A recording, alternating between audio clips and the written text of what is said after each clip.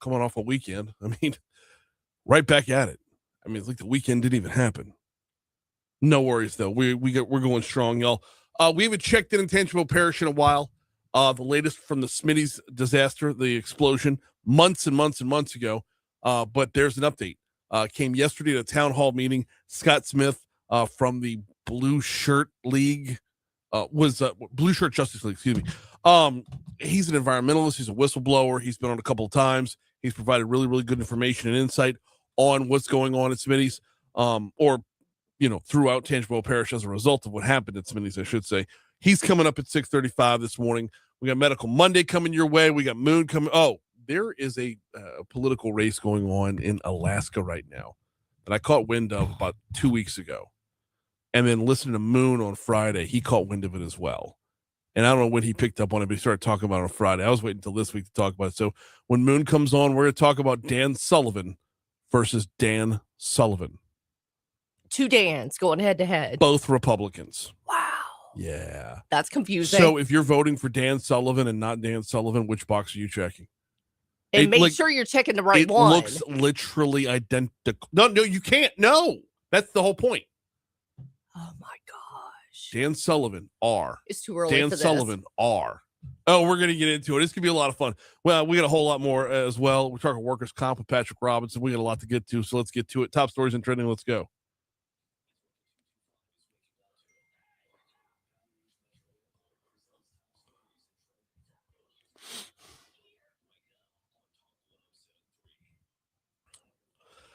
Baton Rouge Fire Department was out early this morning responding to a vacant house fire on Byron Street. Actually late last night, I should say. The press release came across just after midnight.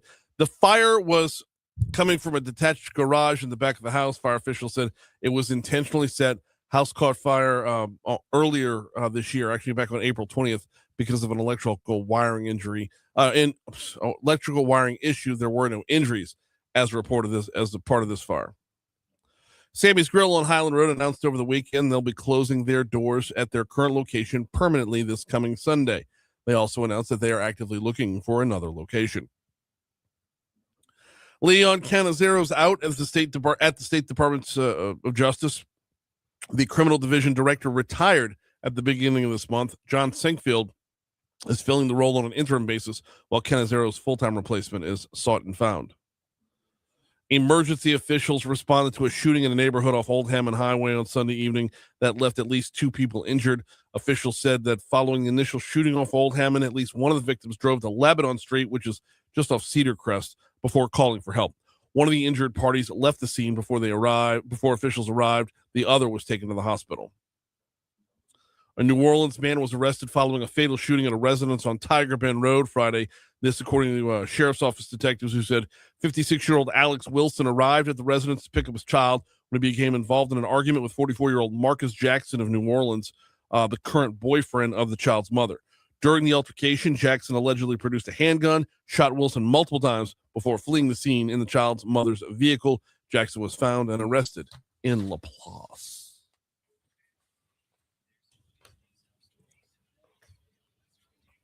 What you got, Braylon? A magnitude 7.8 earthquake shook part of the southern Philippines early Monday, and a tsunami was possible on some regional coasts. What's the time frame on a tsunami warning? Like, do we have a closure on that? I feel like I'm completely wrong, but within, 12 hours or something like that? Why does that number ring a bell to me? Know. It sounds familiar to me too. Legit, it's not coming to me. Maybe because it's Monday morning. But didn't it? Because I feel like 8-9 o'clock last night, I was seeing the alerts on Facebook or seeing people chat about it. Which, how many hours are we apart from the Philippines? I wouldn't even know. Half the world, so probably around 12 hours. How long do tsunami warnings last? Oh no! How about 2 to 6 hours? Whoa! Okay, we're way off. Then I have to. Well, half of it. Well, I have to imagine we're good by now. Then. All right. Right. Well, President Trump is catching a lot of blowback online after walking out of an interview with NBC's Kristen Welker.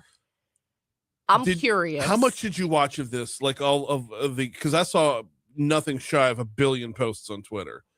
I didn't watch any of it. I'll be honest, but I'm curious to know what was asked. Why did he walk out? So he walked out when they were talking about the weaponization fund, picking up the tab for the January 6 people, right? But number one, the interview had already lasted an hour. He'd sat down with her for over close to an hour by that point. If you haven't gotten to what you're getting to for a TV interview, then you're not getting there. At that point, you're not looking to interview the president. You're looking to just find enough audio and video to hunt and peck to find something kind of a gotcha nugget. At that point, that's where you're at. And from the clips that I've seen, it was no longer an interview. It was an argument. That's what I was about to say. She must have been digging, because out of all the questions she could have asked, and I'm with you, an hour interview, you should have got plenty from the president. No, but when they were talking about January 6th and why the weaponization fund, and he talked about, there are people who have committed suicide over this. And, she said, well, how do you blanket everybody when there were actual people? And then just the back and forth between them, Oof. It became very much, nobody was talking to anybody. They were just talking past each other. And then finally he just got up and said, you know what? This has been an hour long. I think I've given you enough time.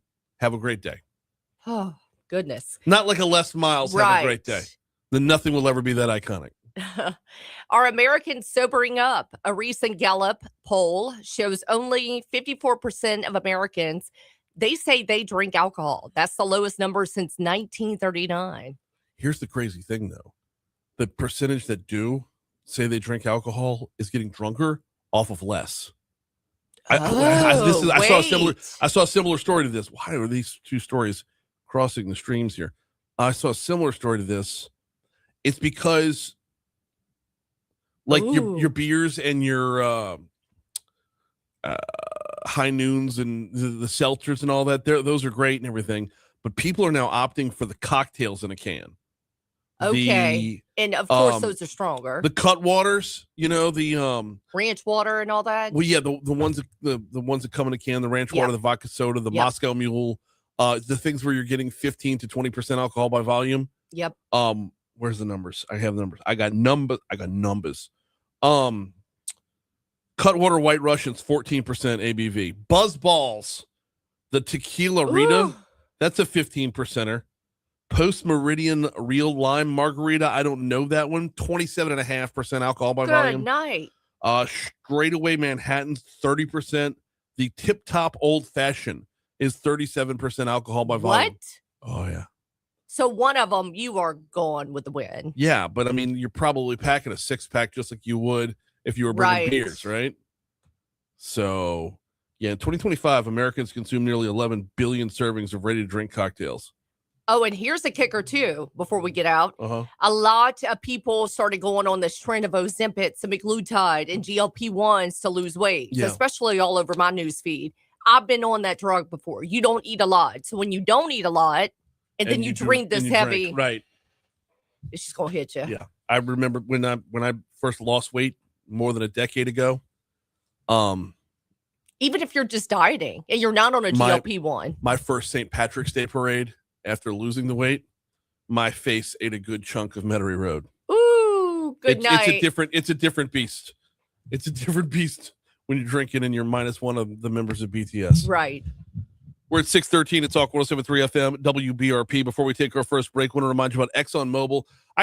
You need me to remind you about ExxonMobil. You need me to tell you they've been around for over 115 years, doing it the right way in South Louisiana, doing it the right way when it comes to safety, when it comes to employing our neighbors, when it comes to employing, generations of Louisianans.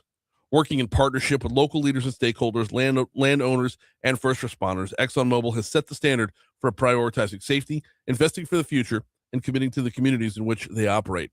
Now, where does that future take us? This is what we're talking about here. Carbon capture is going to be a part of it. As things expand in a global market and ExxonMobil looks to the next 115 years, carbon capture is going to be a part of it. And they want to do so just as safely and effectively as they have done so with the current ExxonMobil that we all know right there on the river. When it comes to carbon capture, they want to make sure they're out in front, not just with their technology, not just with their business end, but with their communication end as well, which is why they've built up the website about LACCS.com. If you've got questions about where they're headed within that sector, about LACCS.com.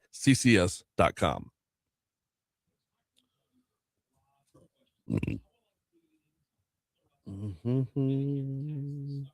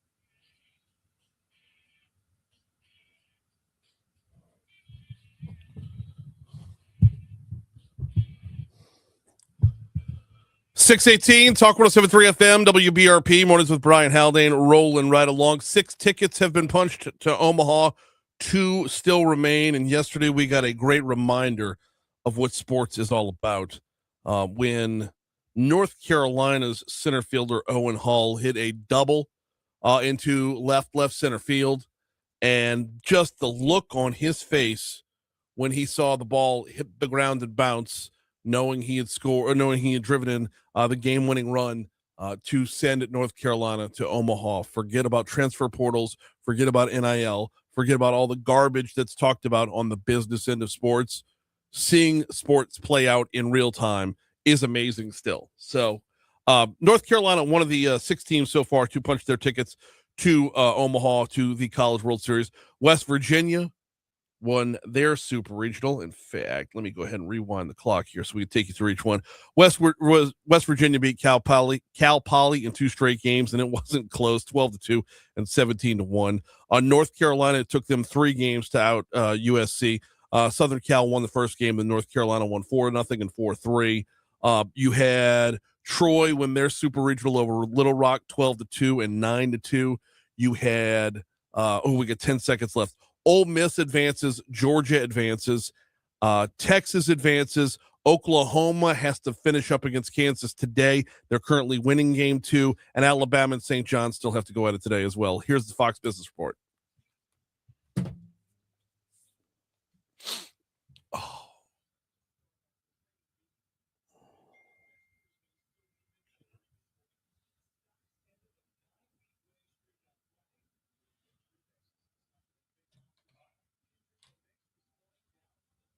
Yes, I see it. Yeah, I'm on my way. I just went to break. I'm on my way.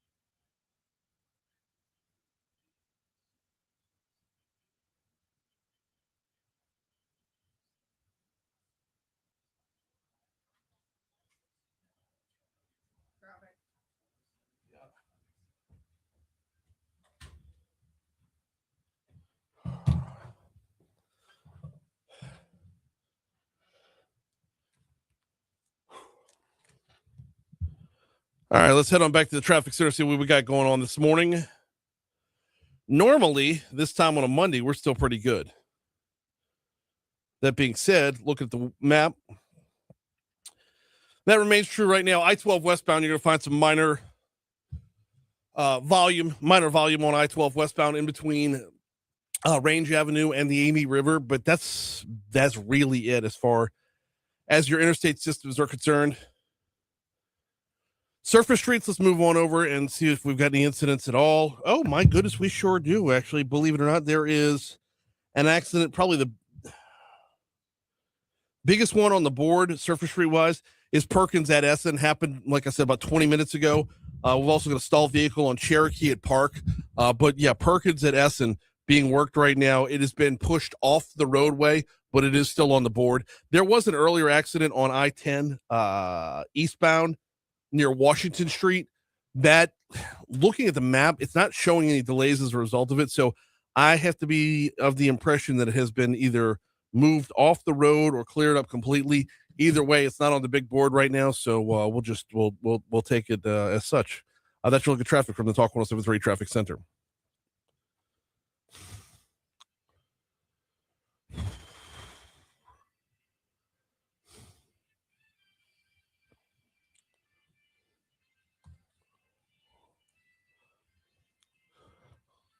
.624, Talk 107.3 FM, WBRP, mornings with Brian Haldane, rolling right along.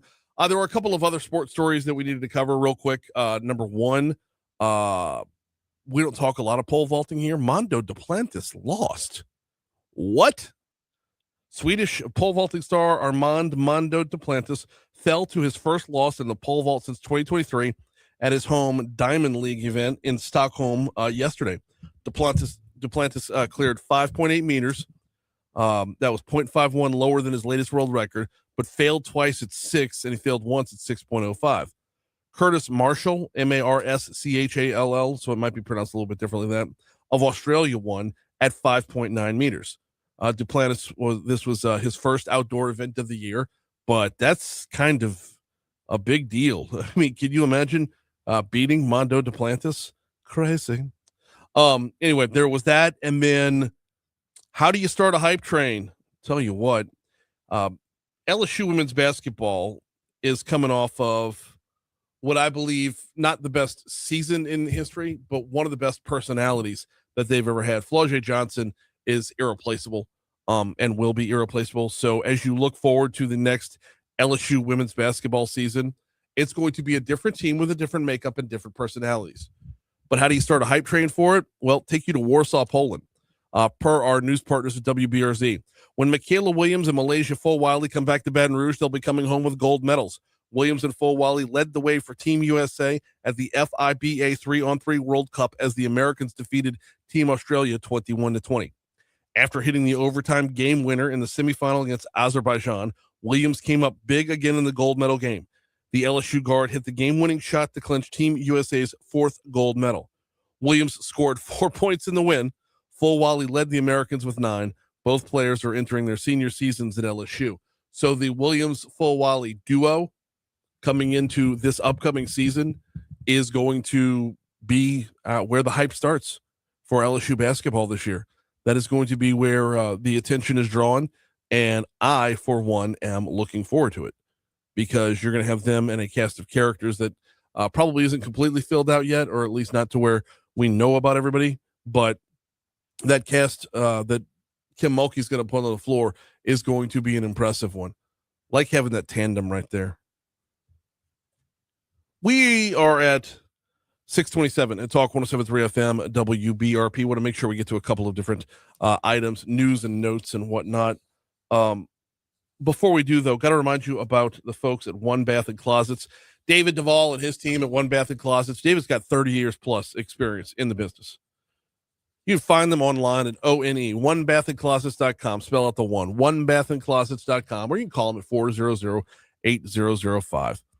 If you're tired of your bathroom, you're tired of a disorganized closet, if you're tired of a lack of efficiency, a lack of user experience, One Bath and Closets is your answer. Christy and I, in our master bath, house is built in 64. The wants and needs of 2026 when it comes to the functionality and features of a bathroom are completely different today. So we called David. We said, what can you do with this space? He got in there, showed us what was possible. We collaborated a little bit. And on the back end, he got to work installing everything. And to this day, we have been absolutely thrilled, beyond thrilled with the results. Look, if you didn't build your house, your bathroom wasn't built for you. It was built for somebody else. Sad but true. Same is true of the closets. So if you are tired of working or living if you're tired of living in the space the way it is, give David a call, onebathandclosets.com or 400-8005. We have got, just looking ahead at the rest of the show, Scott Smith coming in on the next segment. Looking forward to this conversation because there's been a lot going on in Tangi Parish, whether we're talking about it or not. So I figure it's time to at least talk about it a little bit. We've covered this story on numerous individual occasions since the Smitty's explosion happened, so many months ago. And now there was a town hall last night to talk about water safety. We're going to talk with Scott about that, what they've seen, what they've found, what's going on there. WDSU out of New Orleans covered the story pretty well yesterday, talking about the town hall and how independent experts and the mayor were present at the meeting talking about the testing that they've done, what they found, and what it means moving forward. There are still a number of questions out there as the people who are all around Roseland, they just want answers, want to know if everything's safe. I mean, we're talking the explosion itself was 10 months ago, maybe? I'm trying to remember the exact date. I don't want to give you the wrong date. Scott will have it when he comes in here in just a minute, but it was, I mean, we're talking well into last year, not even wrapping up last year. So, we'll talk about that in just a little bit. Looking forward to it. I'm also looking forward to my conversation with Dr. Curtis Chastain from Our Lady of the Lake. He's coming in for Medical Monday today, so we'll be talking men's health And of course, Patrick Robinson from LABI's next hour as well. We are going to talk about a couple of the workers' comp bills that move forward in the legislative session. Right now, here's news.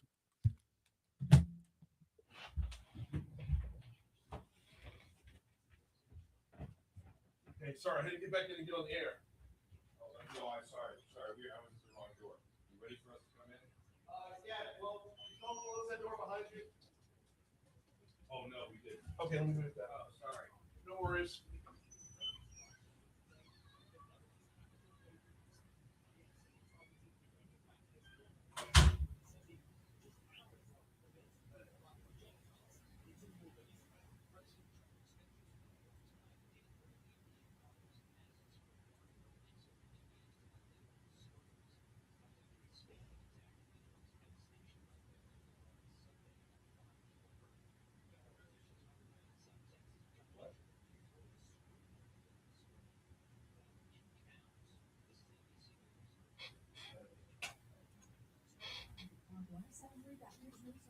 While the Republicans are dominating the airwaves in Louisiana's U.S. Senate race, there's also a runoff on the Democratic side. Here's Andrew Greenstein. Gary Crockett and Jamie Davidson swearing out June 27th for the right to represent the Democratic Party in the general election for U.S. Senate. Crockett says even though he had never previously run for public office, he felt the calling. Aren't they great? Yeah, but I'm not. So I'm trying to do what the people ask me to do as well. David says there's a clear distinction between him How's it and going? for the Hey, Republicans. good. Do they want an elite or do they want the guy who makes the farmers from around the corner? I'm Andrew Greenstein. After hours of searching the New Orleans Lakeshore area yesterday for a 30 to 40-year-old Hispanic man who was reported missing yesterday afternoon, the spokesperson for the Coast Guard. Hello. Good morning. Morning. 1800 block of Lakeshore Drive just after 3 yesterday, which had the search will resume this morning. The latest Kids Count data book shows Louisiana still has plenty of room for improvement when it comes to the well-being of its children. The 2026 report ranks Louisiana 48th overall. Teresa Packard, Chief Data and Impact Officer for Children, said that includes economic well-being ranking that's dead last in the country. We are in household with a household that is not engaged full-time year-round. The University of New Orleans is switching gears as it prepares to transition to the LABI system July 1st. So the Dropbox stuff that you sent me, Yeah. couldn't print it because it was password protected, and it was a little bit too small for me to read from the screen. It shouldn't be password protected. Well, it wouldn't let me print it. so- but could you open it on the screen? Yeah, and the video that you sent, I'm not going to use it because it's B-roll for TV. Well, you know, but the audio is just Yeah, the yeah, the audio audio- is key for you to listen to. Right. So, That's- but the audio is behind a bunch of graphics and stuff like that make a lot more sense when you can see what's being talked about. Yeah. Yeah, it's way better. That's for TV. more for background. Yeah. So, but- you couldn't open the PowerPoint at all? no, I opened the PowerPoint here. You should be able to see it on your screen. Go back to. I texted it to you too. It should open right up on your phone. It might be easier.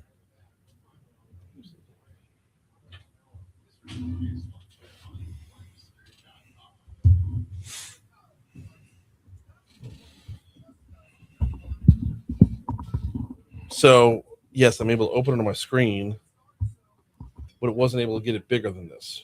Oh, Well, okay. Unless I do the little over here like that. Oh, there we go.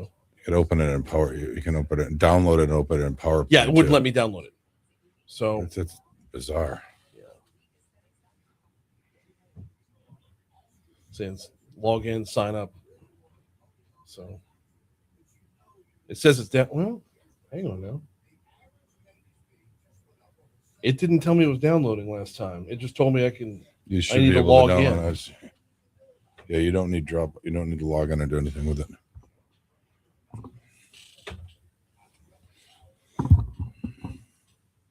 Well, anyway, to follow up, I was able to open it on my phone and look at it, but I don't know what the hell I'm looking at. Okay. So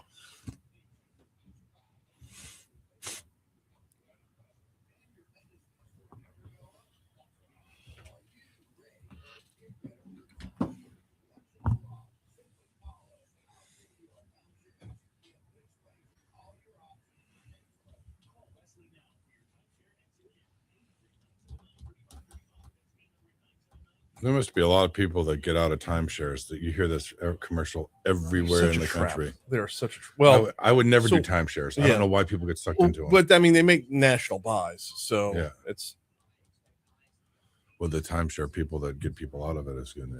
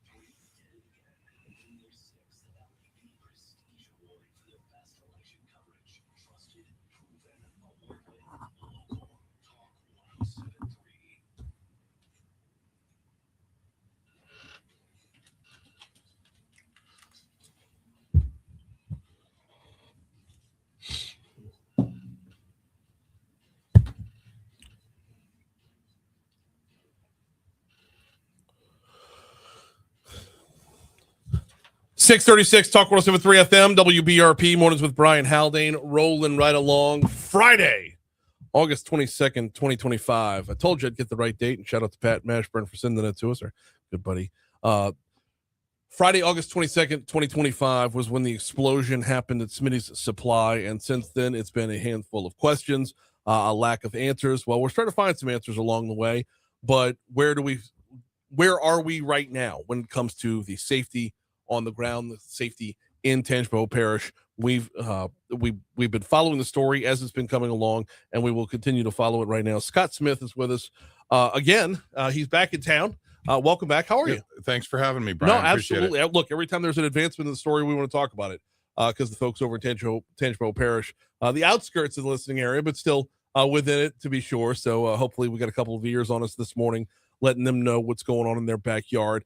I want to start, before we get to last night's town hall meeting, I want to rewind the clock to the last time you were here, where we left off, because we were months removed from the explosion and months removed from really everybody paying attention. So where were we then versus where we're at right now? We're talking like over the last, 3 months or so?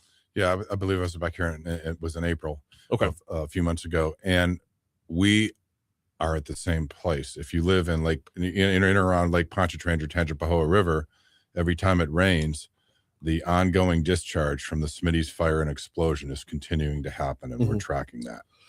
To what extent? Like how drastic, how much is still running off? Well, without getting into all the highly technical details, you've got forever chemicals like PFAS, like dioxins. What is that? And these are chemicals that don't go away. They accumulate in the riverbanks. They go in the sediment. They constantly discharge in the water. And they're forever chemicals in the environment, and they're forever in your body because they build up in your body and they don't go away. Would they? Oh, well, okay. Let's start with, before we get to in your body, because how they get in your body is going to be a later question. But in the land itself, in the ground itself, how detrimental is it to the land around Smitty's and everything downriver? Well, I think all you need to know is that wildlife has disappeared. Okay. It still hasn't come back. Constant reports of frogs, reported dead dogs, wildlife Disappearing. Fish. Okay. People complaining that the fish that were abundant no longer are.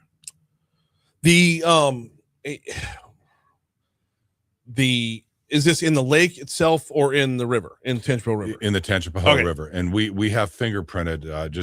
It's just like any other investigation or crime scene or blood on the wall, whatever you want to call it. The DNA or the fingerprint of the chemicals, the mixtures, the ratios, we have found all the way into Lake Pontchartrain. All right. What kind of ratios are we looking at? That was the part I was hoping to get to here. Well, it's the specific grade. For example, they're called congeners. It's like 17 different congeners of specific things in dioxins, and also similar to PFAS. So when you detect certain congeners, you actually get a fingerprint and you match where the contamination site is. Okay, let's go back up to make sure everybody's on the same page. PFAS, is that an acronym? What is that? Yeah, it's an acronym for the firefighting foam. Okay. Forever Chemicals. And everybody everybody knows the nonstick pans. That's basically that everyone's moved away from those nonstick pans. It's the coating you put on. It also, for the same reason it's nonstick on a pan, it suppresses a fire quickly. Okay. So wait, does that mean that came from the explosion or from putting out the explosion? It came from putting out the explosion. Okay, it's an important note right there, because Yes. you're talking about two different entities between Smitty's and those who are putting out what Smitty's did. Correct. But the way that works with the responsible, so putting out the explosion, they allegedly used, they didn't, Smitty's allegedly did not have on hand the proper, safer firefighting materials. So they were, and allegedly they used the banned substances. It may be technically legal here, but I'm hearing they shouldn't have used it. And then these firefighting foams, they couldn't put the fire out, because initially I guess they used water or something, and they used an inordinate amount of the PFAS firefighting foam. Okay. Now let's go back to ratios here, because this is a very important part of it. As this stuff makes its way downriver, and as it seems like like you said, every time it rains, more washes into it. What would it take for there to be detrimental effects in Lake Pontchartrain? Well, because that's a much, much bigger body of water, and when you start talking about bioaccumulation, so these are forever chemicals. Mhm. It's not like a contaminant that spills and just dissipates and goes away or evaporates. Mhm. So the bioaccumulation builds up in the fish tissue, builds up in any of the animal tissue. People eat the fish. Also, it's in the riverbanks. No one's addressing the riverbanks. As it accumulates in the riverbanks, you've got children, you've got livestock, pets. Everybody is exposing their skin and absorbing it. Wait, how are they absorbing it out of the riverbanks? Because when you touch, you have three pathways of exposure: inhalation, ingestion, drinking, and skin. Dermal contact, skin contact. It can get into your body through your skin. Oh yeah, a lot of contaminants get into your skin, like they're nasty sarin gases, and you hear about mustard gas. It goes through your skin. Okay. Well, that inhalation's the biggest one for the mustard inhalation, gas, but also your skin exposure. That's why you have wear hazmat suits. Okay. Let's get to the big question here. Are we anywhere with finding out what's in the drinking water? Yeah, there's really good news, because and again, you've got some really good local elected officials that are really, in 20 years of doing this, I've never had a local mayor reach out in such a professional way. Mayor Van Showers reached out and said, Scott, we're not sure about the drinking water. We want you to test it. Well, they have a 1,000-foot aquifer, and I tested for all the full spectrum of chemicals, non-detects across the board. So the good news is that aquifer appears to be deep enough in Roseland where there's been no impact, so people can rest assured that on the latest testing that it's safe. What would it take timeline wise to be able to exhale when it comes specifically with the drinking water? All the rest we'll worry about in a minute, but when it comes specifically with the drinking water, what would it take timeline wise to be able to say, okay, we are good, we're in the clear? Well, in 3 to 4 more months we'll test again, but it appears as though we hopefully are in the clear as of now. That aquifer's so deep. Now again, but that's what I'm saying. Is how long does it take for those things to sink all that way? How long? What's that turnaround That's where you need time? this term that may be deep enough that it may never be able to sink and reach the aquifer, and that's why I have hydrologists experts on the team that are looking at all that stuff. Talking with Scott Smith about the continued fallout of the explosion at Smitty's from back last August, which means we're actually getting closer to a year than we are the explosion itself. Now let's go back to the forever chemicals that are in the ground and in the water and making their way downriver. What, if anything, can be done to extract them from where they are? Can we still retrieve whatever's out there? Well, there are remediation experts. I'm not the remediation expert, but I know them. But what's the key is, if I can identify the contamination that is there, it can be remediated. There are microbes, there's a substance called biochar, there's a whole host of ways to naturally, non-invasively remediate the impacted areas. So that's the good news. Okay, so going back to the source, was anybody still working on remediating? Yeah, there's the EPA failed the state, they failed the LDEQ, they failed everybody in Louisiana, because they came in, they didn't, and they built an underflow dam that continued to spew the contamination downriver. So it's remediation has yet to be addressed. Okay. But not to make it too, happy-go-lucky, but you say past tense, but can remediation still be done, though? I guess a point blank, can it still be done? Yes, it still can be done. Okay. Yes, remediation can still be done when it comes to the riverbanks, the soil, and the water. We got a minute and a half left with Scott Smith. Talk about the fallout from Smitty's way back last August. Give me the overall synopsis of last night's town hall meeting. What's new on this front? What's new is that the drinking water is safe for the town, so people can bathe, shower, and so on in the water.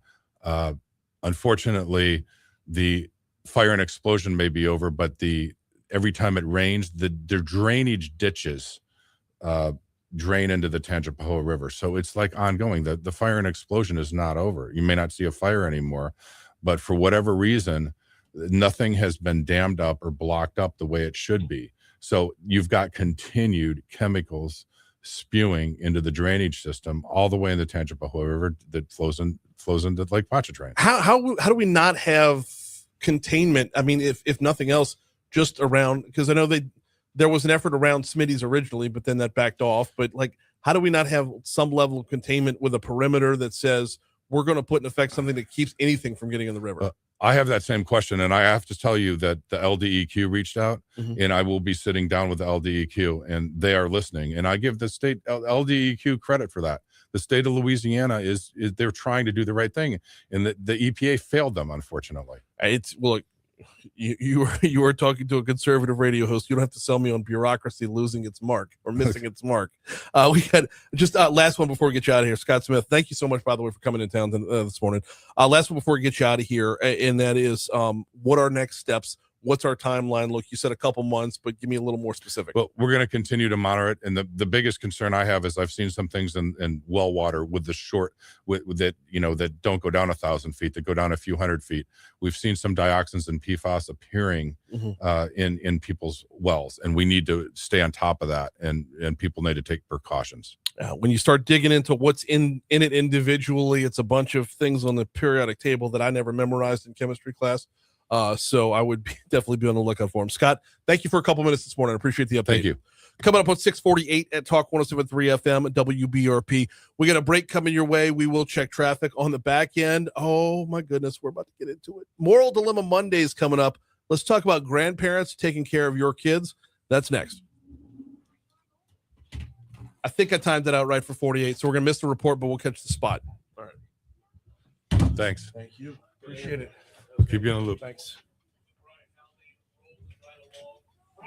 Yeah, it was the very first, the second slide. Yeah, the first slide was the introduction. The second slide, I'm like, I remember all these words from chemistry class. Don't remember what they mean, but I remember all the words. I don't mean to dumb it down that much, but It's important to dumb it down, though. Yes. Yeah. Yeah. You need to get And the basic. it's the lack of, and Pat was texting me throughout. Love him to pieces. He's great. But he's like, mention the birds, mention the bees. I'm like, we'll get to as much as we can. As limited as Yeah. No, I think you covered a lot in a short amount of time. Very, very much so. Yeah. Like if anyone tuned in, I think they understand they can dig deeper. Yeah. But you can't cover everything. No, I know. It's People understand frogs, but not everybody has bees near the river. well. You need I to tell you, grow- if you've ever tried to sleep along that river, a lack of frogs might not be the worst thing. That's Yeah. Thanks for the hospitality. of course, always. Yeah. I wore a better shirt this time. I don't remember the shirt. I was wearing Texas. Oh, yes. Someone throw up on your shirt. That was great. That was a great time. That was great. Okay. Which, by the way, y'all just made it to Omaha. No, do you have to finish up today? No, you did. Y'all just made it to Omaha. Yeah. So enjoy the shots at Rocco's. Yeah. Have a good one. Bye, y'all. Louisiana's big weather can mean big damage to your roof. Our team offers free inspections and guarantees your satisfaction. Call 756-8603 or visit riceandroofing.com. Buying or selling a home in Baton Rouge, Mid-City Title makes closing easy. Mobile closing Their kitchen services. Mid-City Title. Just leave it on the counter. We'll take care of it after the show. Talk 107.3 Traffic Center. We remain in good shape this morning with no major accidents. A breakdown are particularly heavy interstate backups on 4. That said, we are starting to see quite a bit more volume by 12, currently at 15 minutes from Cuban. 2 to 10, 12 split, but that's still in pretty good shape. I-10, Prairieville to Highland, 5 minutes, and 12 ahead of that from Highland on up to the new bridge. I'm Ray Romero. This report is sponsored by Blindster.com. Hi, I'm Kyle from Blindster. Thousands of homeowners have trusted us for their blinds that are easy to order, affordable, and guaranteed to fit. You measure at home, install it yourself, and enjoy blinds made exactly for your windows. Blindster.com. This report comes to you from the Talk 1073 Traffic Center. This is Adrienne Holly with Relief Windows.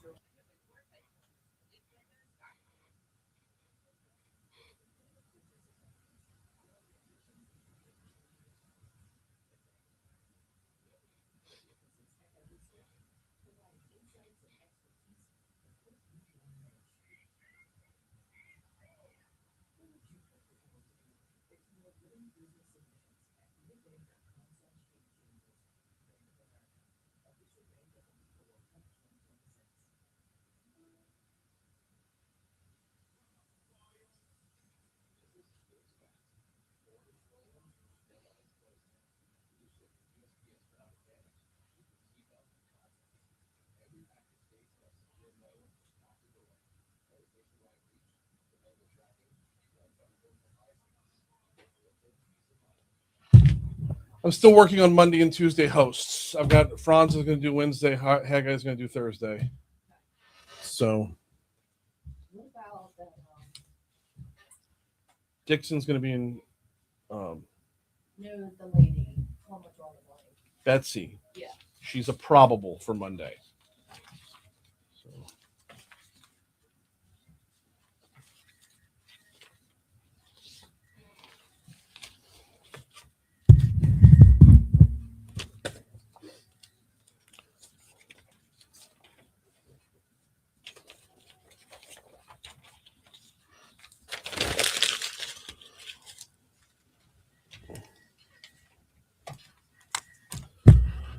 Mr. Craig. Mr. Craig was my chemistry teacher back in high school. He'd have been proud of the way I faked my way through that segment. 652 Talk 1073 FM WBRP Mornings with Brian Haldane rolling right along. Oh, we about to get into it, y'all. Who's ready for Moral Dilemma Monday? It's messy.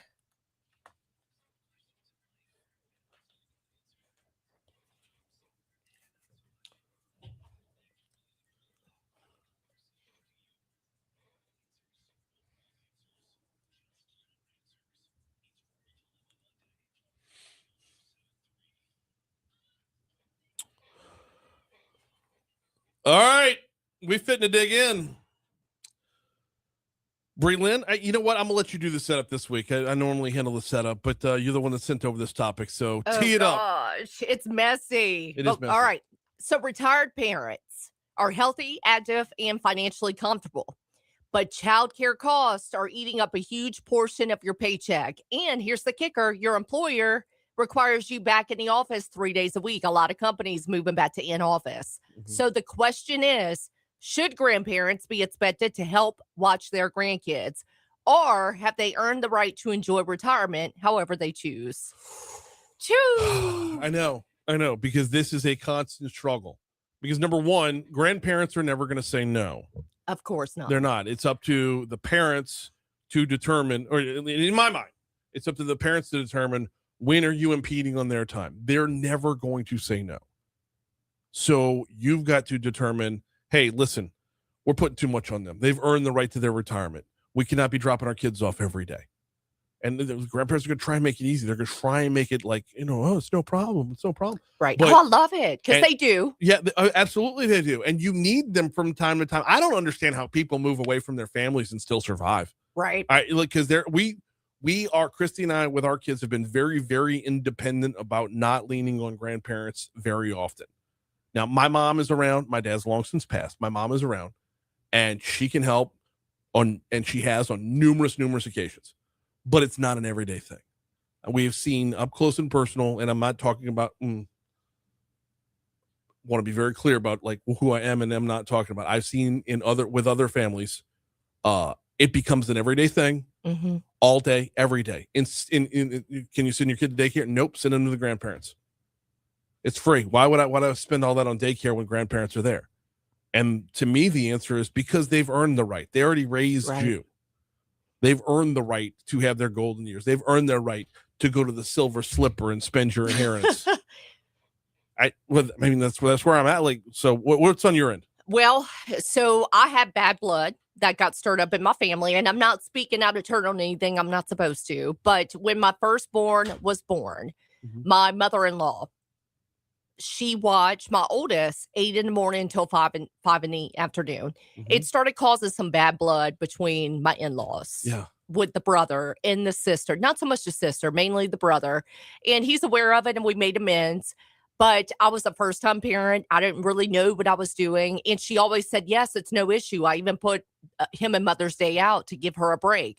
Long story short, when she passed, because she eventually passed away of a heart attack, I've learned a lot. And then when my twins were born, I hate to say this term, but pit my kids off to the grandparents. I learned a lot. I'm like, nope, time to put them in Mother's Day out, time to put them in daycare. Looking back, she was never going to tell me no. Right. Isn't that the part that that makes it difficult, is because they make it so inviting. They make it so, and you can turn around and say, well, if they're overloaded, they need to tell me they're not going to. I know. It's like expecting Michael Jordan to tell you he's coming out of the game. Right. No, he's going to be in the game until you take him out. Any player in a ball game wants to stay in until the coach takes him out. So your job as parent is to be the coach and be able to manage both sides of that equation. Want to get some feedback on this over on Facebook Live. Love having you in with Facebook, courtesy of Lake Urgent Care. What about in your family? What have you seen up close and personal, and what's the cutoff? Want to throw a couple more questions into this, okay? If the grandparents live nearby, how does that affect your answer? I think the closer they are to you, the harder. My mom is literally in our backyard. The closer they are to you, the harder it is to avoid it. Number two, is what is the happy medium? Because you don't want to abandon it. Family's there to be family, right? You don't want to abandon it. But what is the happy medium? And then number three is, what would happen if the grandparents actually did say no? Do the parents have a right to be upset? Because you've seen this before where people passively aggressive put things on Facebook saying, if you don't want to be a part of my kid's life, well, you're not going to be. Right. And then now the parents have gone down the rabbit hole. Right. But I mean, at the same time, though, the grandparents should have the right to be able to say, no, we did our parenting.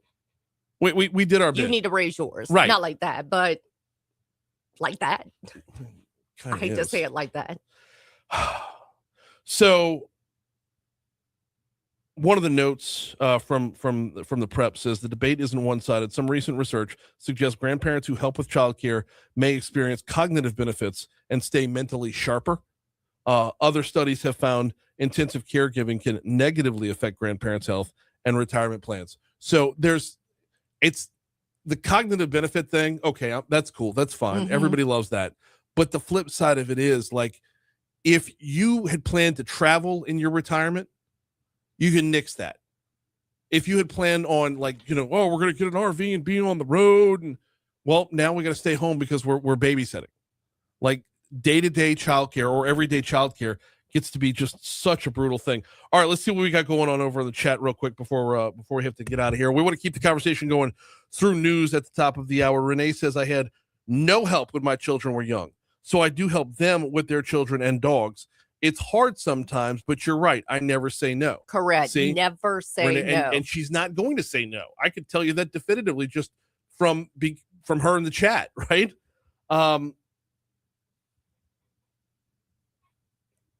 Alan says, if they're so easy to completely cut you off, they didn't love or care about you that much. Wow. They raised you, boss. All right, we got to get news is next.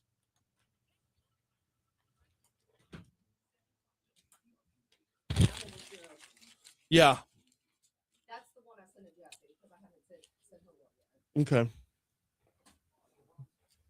Oh, God, it's messy. Alan.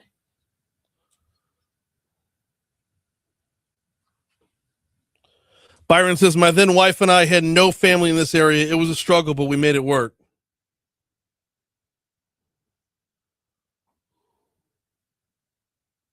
Right now that my in-law has passed, the grandfather kind of does his own thing now. My parents live at home. We're on our own. Now, Yeah. my boys are older now. They're not babies, but I still can't leave them at home, if that makes sense. So really, Yeah. we've had to learn how to lean on our own self. Yeah. So, Well.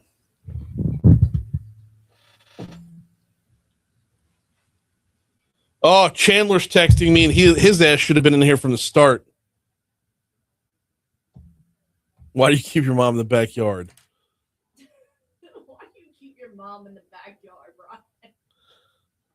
You don't leave your mom in the backyard. She just lives. Does she at least have a pillow? No, the grass is soft.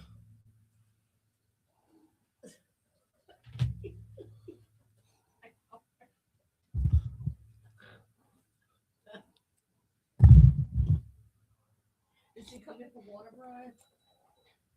There's a hose.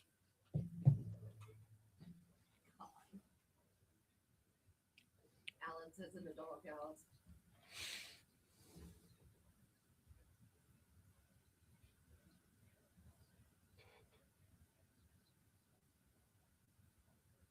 Byron, my plan is to live my life in such a way that my kids won't trust me with their kids. Awesome. There's truth in that.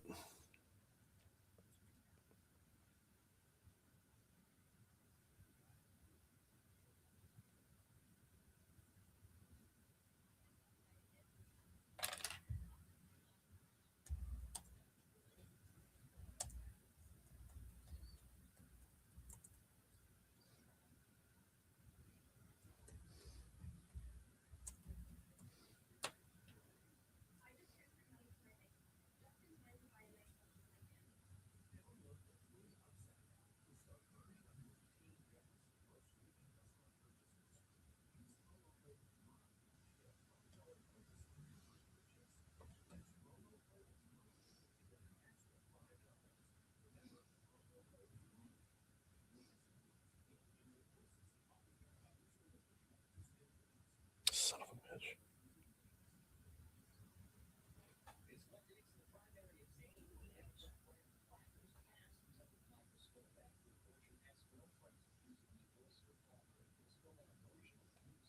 Now a check on your drive. The top 1073 traffic center.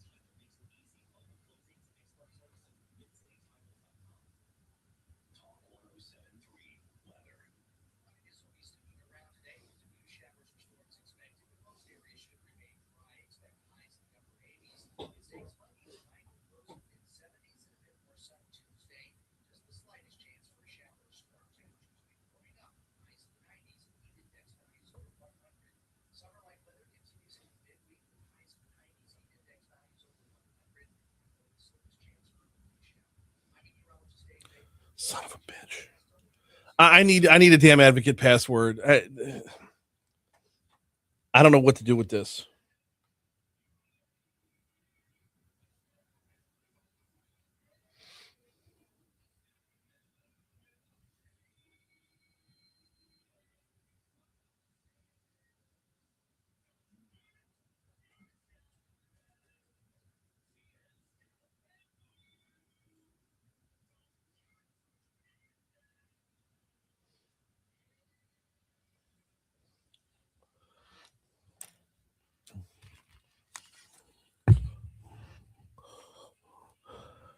7:05.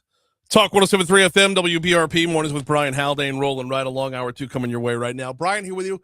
Bree Lynn producing, starting off your 7 o'clock hour at 76 degrees in downtown Baton Rouge as we broadcast live from the 180 Pros studio. 180 Pros, not your IT provider, your IT partner. Oh, Bree Lynn, the feedback is rolling through over on Facebook Live. Both sides, yeah. By the way, if you're mad about last segment's topic, let me just be very, very clear about two things. Number one, we weren't talking about you.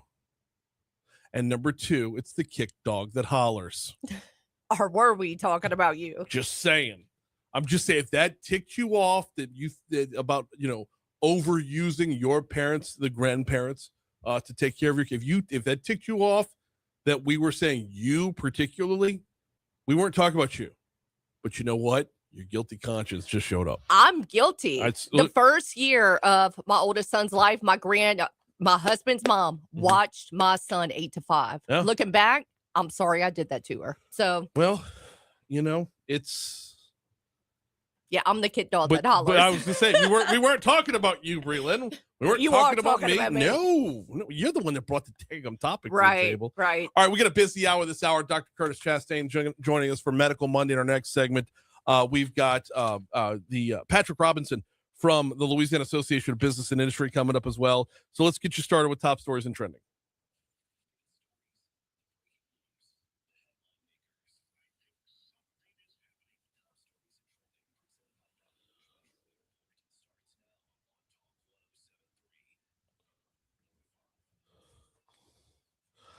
Sammy's Grill on Highland Road announced over the weekend that they'll be closing their doors at their current location permanently. They made that announcement yesterday. Now, there's that's sad note because Sammy's has been a staple, but at the same time, though, they also announced they're actively looking for a new location. Leon Canizero is out at the state's Department of Justice. The criminal division director retired at the beginning of this month. John Sinkfield's going to fill the role on an interim basis while Canizero's replacement is found. Emergency officials responded to a shooting in a neighborhood off Old Hammond Highway Sunday evening that left at least 2 people injured. Officials said that following the initial shooting off of Old Hammond, at least one of the victims drove to Lebanon Street. Lebanon Street, by the way, is right off of Cedar Crest. Cedar Crest is where that racetrack's at, Old Hammond, in between Airline and Sherwood. That intersection, that's Sharp on one side, Cedar Crest on the other. So that's where they drove off to before calling for help. One of the injured parties actually left the scene before officials arrived. The other was taken to the hospital. A New Orleans man was arrested following a fatal shooting at a residence on Tiger Bend Road Friday. According to the sheriff's office detectives, 56-year-old Alex Wilson arrived at the residence to pick up his child when he became involved in an argument with 44-year-old Marcus Jackson of New Orleans, the current boyfriend of the child's mother. Now, during the altercation, Jackson allegedly produced a handgun and shot Wilson multiple times before fleeing the scene in the child's mother's vehicle. Wilson did die. Jackson was found and he was arrested in Laplace. Number 1 involves another shooting. This one, and I apologize, I closed out my website, and now I'm trying to reopen it as well.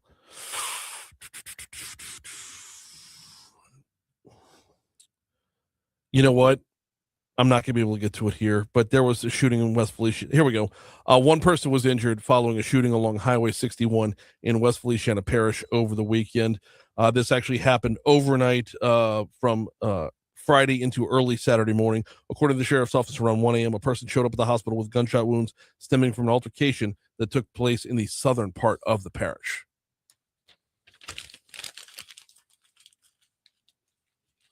What you got, Breland? A magnitude 7.8 earthquake shook part of the southern Philippines early Monday, and a tsunami was possible on some regional coast. But we did the research last hour. That warning is likely over with by now. They said, 6 hours roughly for a tsunami warning. So right. Yeah. But if I'm correct, you can feel aftershocks for days after an earthquake, correct? Yeah, but I don't think they're going to re-up the tsunami warning because the aftershock is going to be way, way lower than what the initial earthquake was. A 7.8 is legit. I would say that's rocking. Yeah, but so even if you have aftershocks, I would imagine A potential 3, a 2, maybe. Yeah. President Trump is catching a lot of blowback online after walking out of an interview with NBC's Kristen Welker. I watched it. She got what she wanted. Yeah. She wanted a viral moment. She got a viral moment. I don't know what the problem is here. He walked out after just shy of an hour's worth of an interview. I don't know what the interview was about overall. I do know what the confrontation was about that caused him to walk out, because they were talking about the weaponization fund, the $1.8 billion that Trump actually backed off of last Tuesday before the Senate went ahead and passed it on Friday. But that was what the confrontation was about. And the word confrontation ought to be a trigger for you or me, because it was no longer an interview. It was then an argument. It was a back and forth. That was like, what about? But she kept poking him. Right. Yeah. But like, not just poking, like full on jab. Yeah. And I don't know. I have a different interview style. I'm a lot more conversational. I'm not the gotcha guy. I'm never going to have that viral moment where someone stands up and says, you know what, enough's enough.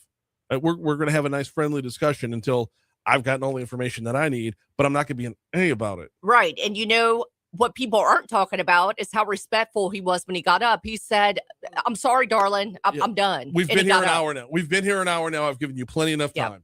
And yeah. I know. So are Americans sobering up? A recent Gallup poll shows only 54% of Americans say they drink alcohol. That's the lowest number since 1939. Yeah, but we drink more of it though. Like a fish. Yeah. It's a thing. While a smaller number of Americans are drinking, those who are drinking are consuming beverages that are stronger. I guess would be the only way to put it. Beer normally runs about 5 to 6% alcohol by volume, unless you like a lot of the the IPAs and whatnot can get around 7 to 8% for sure. But Americans now are drinking more of the cocktail in a can. The Cutwaters. With the margarita or the Moscow Mule in a can, so good. Oh yeah, I know. They're dangerously good. But instead of drinking something that's 5 or 6% ABV, you're drinking something that's 15 to 20, sometimes 25. There's a couple of them that get all the way up to 30. Well, now you might as well just be pouring yourself a whiskey. Right. So a double whiskey. Yeah. I would be curious to see too, because Southern states traditionally, your Texas, Louisiana, Mississippi, Alabama, Georgia, Florida, we drink more. Statistically. No? Who do you think's the number one state for drinking? Wait, I saw this a while back. Michigan? It was like You're one close. of those one-off. Wisconsin, like one of those. It was Wisconsin. Midwest, North. Hang on now. New Hampshire drinks the most per capita. California drinks the most by sheer volume, but they have the most people. So, but when you're talking about most per capita, New Hampshire takes the top spot, followed by Delaware. This is amazing. Then DC, then Nevada, then North Dakota. I'm totally wrong then. So you know where I was going with that. No, but but I remember Wisconsin as well. And yes, we have it is a matter of tradition around here. To be sure. But the numbers don't bear us out. I think number one, we might fudge a little bit on the surveys. Number two, I don't think we're counting the same. I'm sure if it was done a little bit more in depth, maybe by alcohol sales per zip code. I don't know. Well, look, we're coming up on 7:14 to Talk 107.3 FM WBRP. So let's go ahead and push pause real quick. We got Medical Monday coming up in just a second. Hey, before we take our break, though, I want to remind you about Guarantee Health Solutions. GuaranteeHealth.com is the website. GuaranteeHealth.com, bridging the gap between healthcare and hospitality. And just to kind of give you an idea, if you run a medical office, if you work in a medical office, if you own said medical office, let me just give you a little background here. They really focus on patient acquisition and retention strategies that drive lifetime value. Now, if I can narrow that down even further, if you're not retaining your patients for a lifetime, you're not doing it right. And you can be doing it better. Because the better you retain your patients, the better you treat your patients, the more you're going to get rave reviews. Now, that leads us over to the reputation management end of it. And the voice of the patient is so much stronger about your office than your voice is. And then from there, well, you make it easier, faster, and more intuitive for patients to enter into your system. These are all part of the 4 pillars that they've got over at GuaranteeHealth.com. If you want to learn more, visit GuaranteeHealth.com. Speaking of health, Medical Mondays next.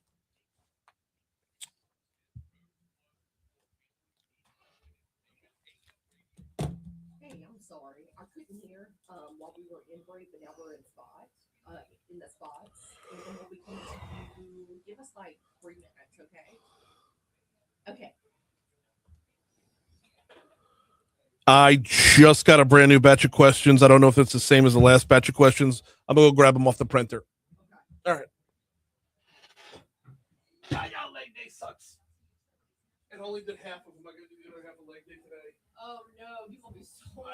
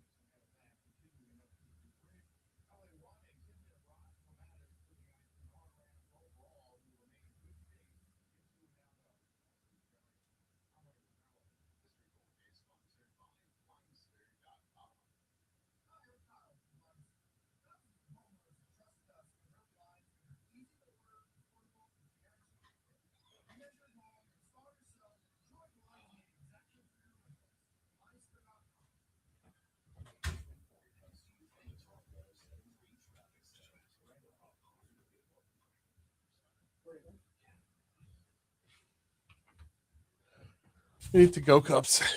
I don't know.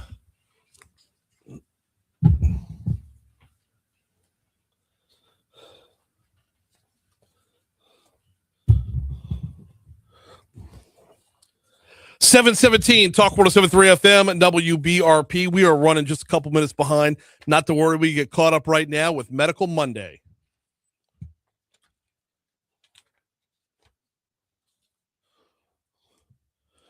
Hitting the hotline right now for Dr. Curtis Chastain. I love when he's in studio, but the folks at Our Lady of the Lake are smart enough to know that he and I would just cut up too much. So we've got him over the phone. How are you, brother? I'm doing great, Brian. Thanks so much, and thanks for having me. Always. We don't do this enough, man. We got to talk men's health. It's actually Men's Health Month, as it would have it. So let's talk about this. Let's start with the importance for men to at least think about their health along the way, every age, not just when something goes wrong. Well, Brian, look, I'd be happy if men thought about themselves at all. You see, we're all experts at thinking about everybody else first. You know, our families, our jobs, other responsibilities. And I say collectively, we don't really think about ourselves until a disease is pretty well established, like diabetes or hypertension or even heart disease. But, you know, those problems, they don't happen just overnight. There's plenty of time to find them and do something about them before irreversible damage occurs. So at any age, it's important to see your doctor and look for these things before they become advanced and more difficult to treat. In some ways, Dr. Chastain, the slow ramp up is actually worse for us. I mean, if there was like a better wake up call along the way, and just we tend to find ourselves in I'll put it off till tomorrow. Or I'll worry about it tomorrow scenario. Well, whether you're talking about the heart issues or feeling fine is not the same as being fine, and it's the same reason why we take our cars in for routine maintenance, even when it's running just fine. We get it checked out, but somehow we don't do that for our own bodies. We got Dr. Curtis Chastain on with us. This is Medical Monday, which is, of course, presented by the folks over at Our Lady of the Lake. All right, so let's talk about feeling fine, but sometimes symptoms pop up. What are some of the symptoms or health changes that men should not be ignoring? Well, obviously, chest pain or chest pressure that occurs with exertion, shortness of breath. Those are the obvious ones. Blood that shouldn't be where it is, but the ones I worry about more are the symptoms that men tend to blow off, like fatigue that doesn't make sense, or, weight that keeps dropping for no good reason. You stop breathing at nighttime, a wound that won't heal, or a mole that just doesn't look right. Those are signals that your body is sending. And men are experts at ignoring these symptoms until that signal is too loud, and it's too loud to ignore. And by that time, Men are behind the 8 ball, and it's really tough in medicine to play catch up. How dangerous is it that most of the symptoms that you'll come across, I mean, a mole would be something different, but most of the symptoms that you come across, like you mentioned fatigue, okay? Most men, we go hard at work on a regular basis. An 8-hour day is a thing that was a thing of myth. So we could see ourselves being tired for no reason because you get more tired than one night's sleep will fix. It's the guy that suddenly is falling asleep at 3 o'clock in the afternoon at meetings, and he never did that before. Mm-hmm. That's the guy I want. That's the guy I want to talk to. It's not just your run-of-the-mill fatigue because I worked hard at the camp this weekend. Right. No, it's routinely I can't stay awake in the middle of the afternoon. You mentioned inexplicably losing weight. How do I sign up for that? Get in line, man. I mean, there's no secret recipe out there, no pun intended. I mean, everybody knows what needs to do. In fact, all healthy lifestyle habits are great. And every study that I've ever seen says that going to the gym, diet, exercise, sleep, all those things save lives, meaning you lead a healthier life. But here's the trap that I see from time to time. The guy that's trying to beat the system, he knows his father had heart disease. He knows he had high blood pressure, and he's gonna beat it. So he goes to the gym. He watches what he eats. He feels great, and he says to himself, "I don't need a doctor. I don't need a doctor. Look how healthy I look." Brian, I can't tell you how many in-shape men that I've diagnosed with severe heart blockage and other serious problems that are hiding under a so-called healthy body. You know, those healthy habits like diet and exercise, they're important, but they do not replace a good checkup. Dr. Curtis Chastain's with us talking men's health during Men's Health Month with Our Lady of the Lake from Medical Monday. Let's talk about those four different lifestyle habits: diet, exercise, sleep, and stress. A lot of this, you know, there are controllables we can control, and there's some that are out of our hands. But talk about the importance of managing each. Well, you know, everybody's got their thing. And if I had one question that would be important to me to target what Brian Haldane is at risk for, I would ask you, tell me about your mom, dad, brother, and sister. What medical problems do they have? And suppose you tell me that my mother had type 2 diabetes. Well, all of a sudden, diet and exercise moves to the forefront of something that you and I are going to talk about. Because if you want to bend the curve, as you guys like to say in business, and reduce your risk of developing diabetes or if we want to run out the clock on diabetes, we got to get your weight under control. We've got to get your diet under control. And so we specifically target things based on your genetics. You can't run from your genetics. You just can't. What about on the sleep and stress end? Sleep is probably the most underrated thing in medicine. And if you could get good sleep, you're going to have less stress. But it's something that, especially in days of social media and all the things going on, that sleep just takes not even a back seat. I'm talking a back seat. And I believe that there's an epidemic of sleep deprivation going on in this country, and it's leading to all kinds of things. So I really talk about sleep a lot in my clinical practice. Back to that guy who falls asleep at 3 o'clock in the afternoon. All you have to do is look at his lifestyle and find out that he's not going to bed until 12 o'clock, and he's waking up at 3 o'clock in the morning and he can't go back to sleep again. And it happens night after night after night. So if you can fix sleep, you can fix stress. Doing my best not to feel 100% triggered. We're talking with Dr. Curtis Chastain. Look, I'm that guy though. I mean, you talk about lack of sleep and a sleep epidemic. I actually want you to expound on it a little bit, because I think there's a lot within there, because we see so many products on the counter, over the counter. We see so many products everywhere we turn that either keep you awake or put you to sleep. And it all, every step along the way is like an overcorrection. I'd say 5 to 1. It's not that men have trouble falling asleep. It's men have trouble staying asleep. That brain starts kicking at about 2 o'clock in the morning, 3 o'clock in the morning. But if you go back, you find out that they had a meal at 8:30, 9 o'clock. Maybe they drank coffee. Maybe they had a dessert with sugar in it at 8 o'clock. All these things matter. You know, we can get into the iPads or the phones at nighttime and all that stuff. Everybody knows that that's going to keep you awake. Anything that stimulates adrenaline, you may fall asleep, but you're going to wake up again. And that's the thing that we have to to work on. Now you've got some organic problems that'll happen where you got prostate enlargement that makes you wake up in the middle of the night to go to the bathroom. And those are other reasons we might have to work on why you can't stay asleep throughout the night. But my goal is to get people to sleep with 6 hours of uninterrupted sleep every single night. And that's not a lot, 6. I mean, you're doing really well if you're getting 7. But it's tough. It's just tough in today's world. And I hate prescribing medication. I really do.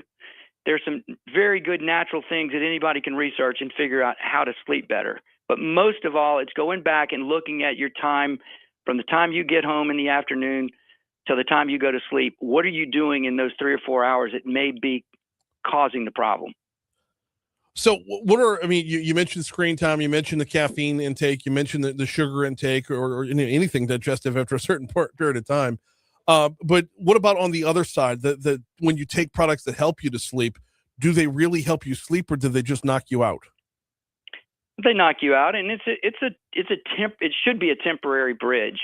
Mm-hmm. Of course, there are patients that have medical problems with sleeping, but we're not talking about these people. We're talking about people, but the problem is you get them on a medical bridge, that medical bridge becomes so good, they never want to get off of it. Right. And even though you might, and it's really not a good thing because it's very important to learn how to sleep organically again. Yeah. I mean, even if it's good, it becomes a dependency. I mean, walk around the block a couple times after dinner.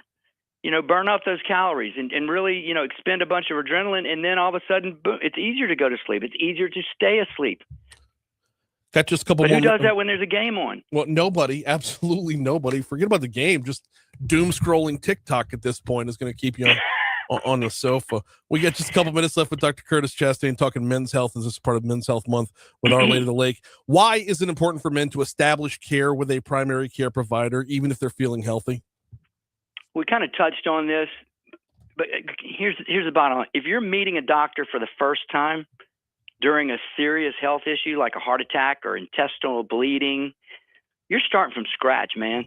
Yeah. I'll tell you that the most important part of your health journey is your relationship with your doctor. No different than a consultant in a business or anything like that, but a doctor who knows your medical history, your family history. He or she is going to catch things early. So for everybody listening out there, start that relationship now while you're healthy. Don't wait until you get sick. When you establish that relationship, what kind of routine screenings or checkups should we be prioritizing?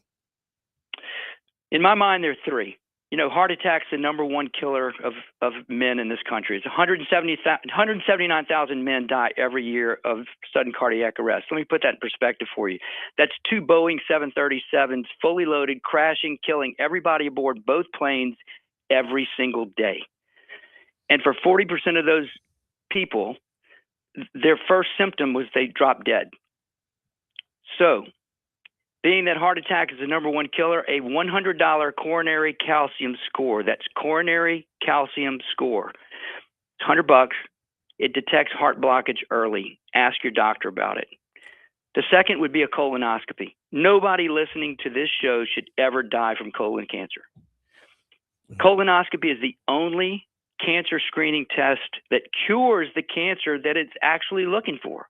Do you know that? I did not know that. And third, a prostate exam and a PSA in men over 40. I don't care what color your skin is. Prostate cancer is the number 2 cause of cancer death in this country in men. If we can find it early, we can cure it. So those are the 3 things. Coronary calcium score, a colonoscopy, and a PSA and a prostate exam are the 3 biggest bangs for your buck as far as preventive screenings. And the good news here is Our Lady of the Lake has their men's health clinic, which specializes in men. So, Dr. Chastain, tell us, where can folks go to reach out to find the men's health clinic to book an appointment? We've got a website. Just go to the Lake's website, and you can find us easy or give us a call at 225-765-4400. We will be happy to help. 225-765-4400. He's Dr. Curtis Chastain. We always appreciate that time, man. Talk to you soon. Thanks, Brian. Thank you. Absolutely. That was difficult not to feel like he was talking directly at me there. I'm the sleep habit nightmare, pun intended.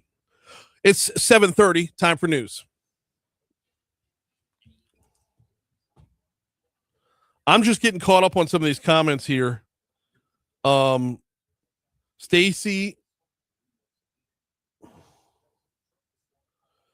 it's interesting to note that the common denominator here is the generational sense is the grandparents who were your parents.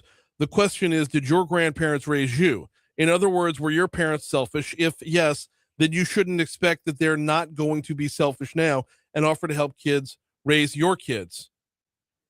That's a kick dog that hollered right there. No. But here's the thing, though. If this is established over time, maybe the rules are different in your family. Maybe your grandparents legitimately don't want to have retirement and want to raise your kids. Or maybe you can break the chain and establish that in that way when your kids have kids, you can have your retirement too. Stella, my mother-in-law was retiring when she found out we were pregnant. She chose the month she retired based on my due date. She has kept our kids from birth up until they were old enough to stay at home alone. She still helps getting them after school or two and from the things while we work. We always ask if she has plans, and if so, we work around her schedule. If I need to take off for her to do anything, I do. Raising kids takes a village, and then been extremely lucky to have. Oh, I guess we've been lucky to have her. So no, I get that you've been very lucky to have her, but like that's a lot. I don't know. I'm of the mindset that my parents raised me and I owe them for the rest of my life. They don't owe me for around 2. That's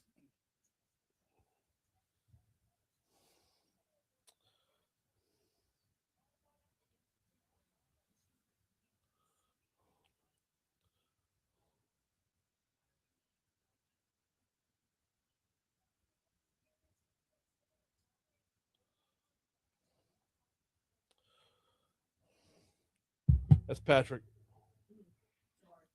No worries. Hey, yes, sir. We'll come to you in 2 minutes, okay?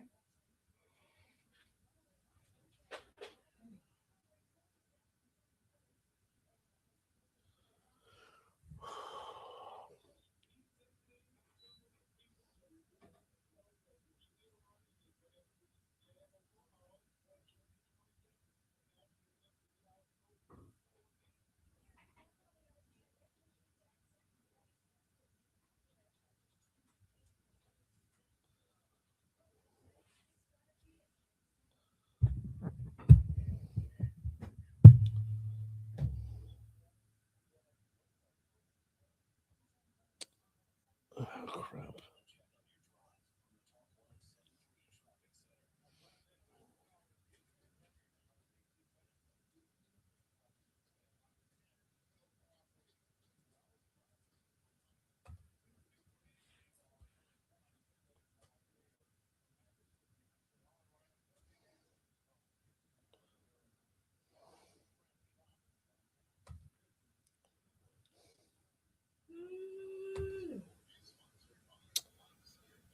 So we'll let BREC know that I'm gonna be out next week. Okay. Are y'all going out of town? No, Christy's got some stuff where she's not going to be able to tote the kids around in the morning or will need help with it. So that I need the time off. I burned a month of vacation last year that didn't get to roll over. So Most do, right? But once you hit the threshold, those days don't carry over. right, you roll over 2 weeks. I know, and I've got more than a month's worth of vacation, and I didn't take vacation last year because my vacation was Brian's big adventure. So while I wasn't doing a show for those 3 days, I was still working. I was posting up content on social media. No. On paper. Yeah. But I mean, I took vacation days for it, but I was still working during it. But I mean, it was like Thursday, Friday, and then I had Saturday and Sunday, and I was back to work on Monday. So like of all my vacation time, I only took 2 days last year. And I'm, you got your holidays and whatnot, but I'm Really, are you getting rest on the holiday? right.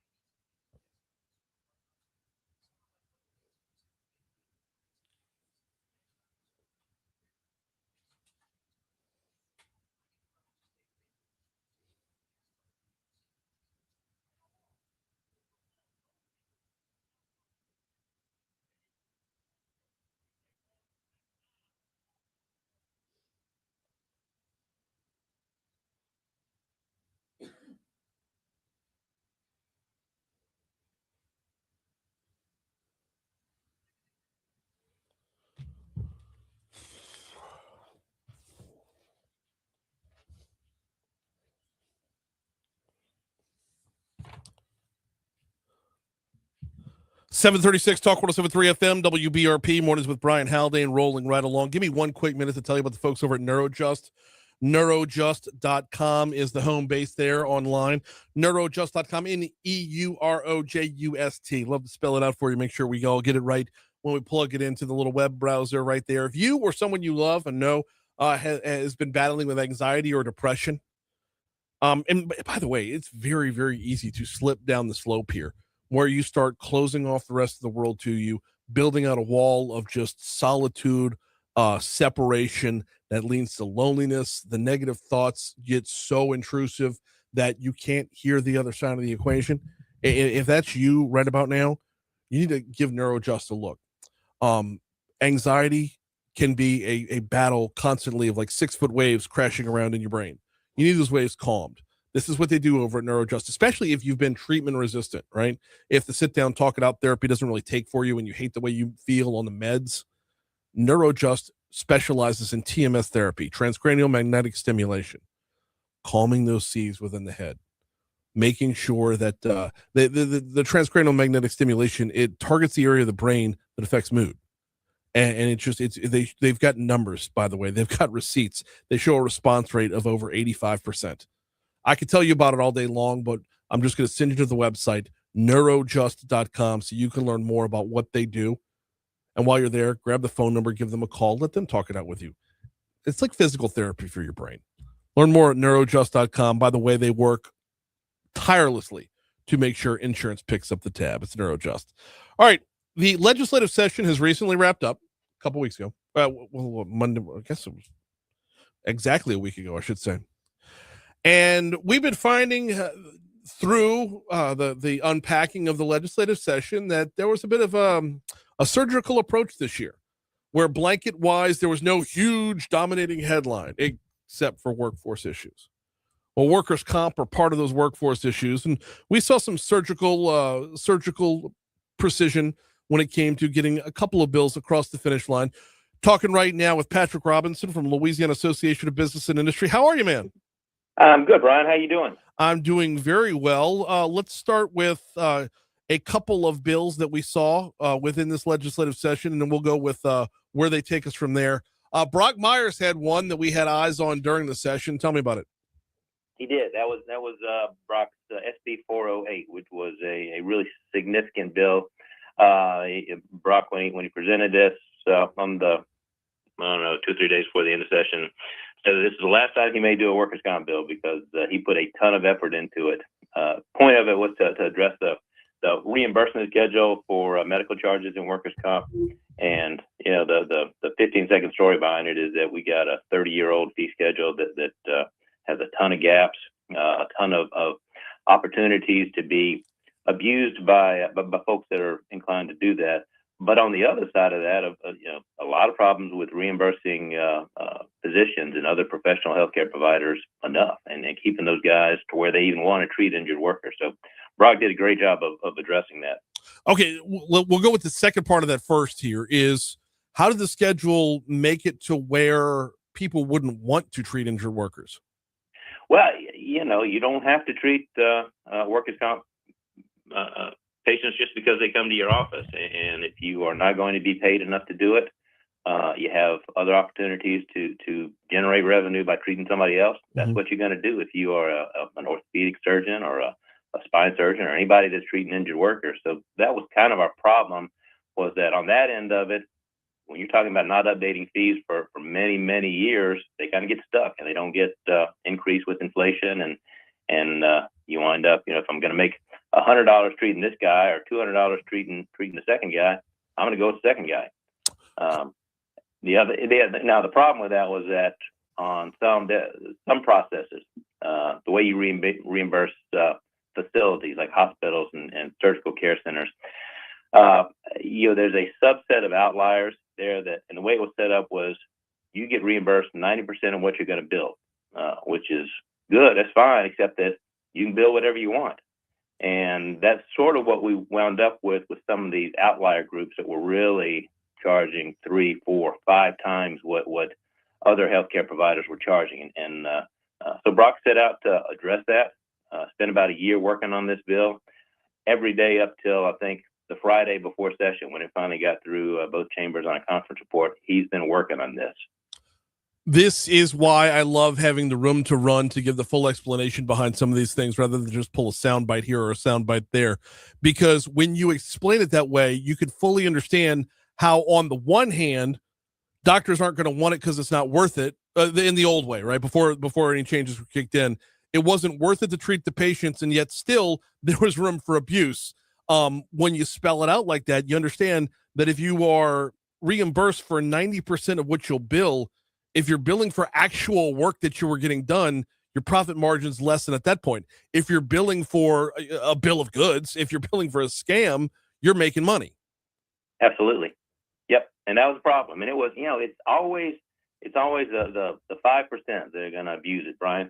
The vast majority of healthcare providers that are doing this are working within the rules. They're trying to get people better. But you got some folks that have set this up as a business model, and they're going to just charge ridiculous amounts in workers' comp. And that the result of that is that you get disputes over bills. And anytime you get disputes, you bring in the lawyers. Anytime you bring in the lawyers and you're litigating stuff and you're doing discovery, that's going to delay payment. It's going to delay recovery for workers. And it makes insurance companies question treatment that they maybe shouldn't be questioning. We got Patrick Robinson from Louisiana Association of Business and Industry on, talking about some of the workers' comp issues that made their way through the legislative session. Now, you mentioned Senator Myers working on this thing. You said all the way up until it got the conference committee, which means as it made its way through the process, it was going to be touched up a little bit, amended here, amended there. Did this finished product come out looking anything like the original product? And if not, was it stronger? Stronger in some ways, different in a lot of ways. Mm-hmm. Senator Myers' goal on this was to address the fee schedule. And I told him he was asked to run a mile. And I think we wound up getting him to run a marathon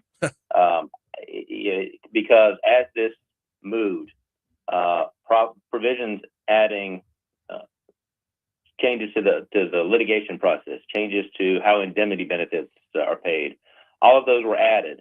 And it became this really huge omnibus bill that really was going to be a kind of generational reform. Yeah. But anytime you're talking about a generational reform, you have you generate opposition. You have people that are concerned. What's this going to do to me? So as it moved through the process, and when it got to the end, and it got to conference committee, Senator Myers and all the representatives who were involved in this, Alan Seaball, Michael Mellerine, Thomas Presley on the conference committee.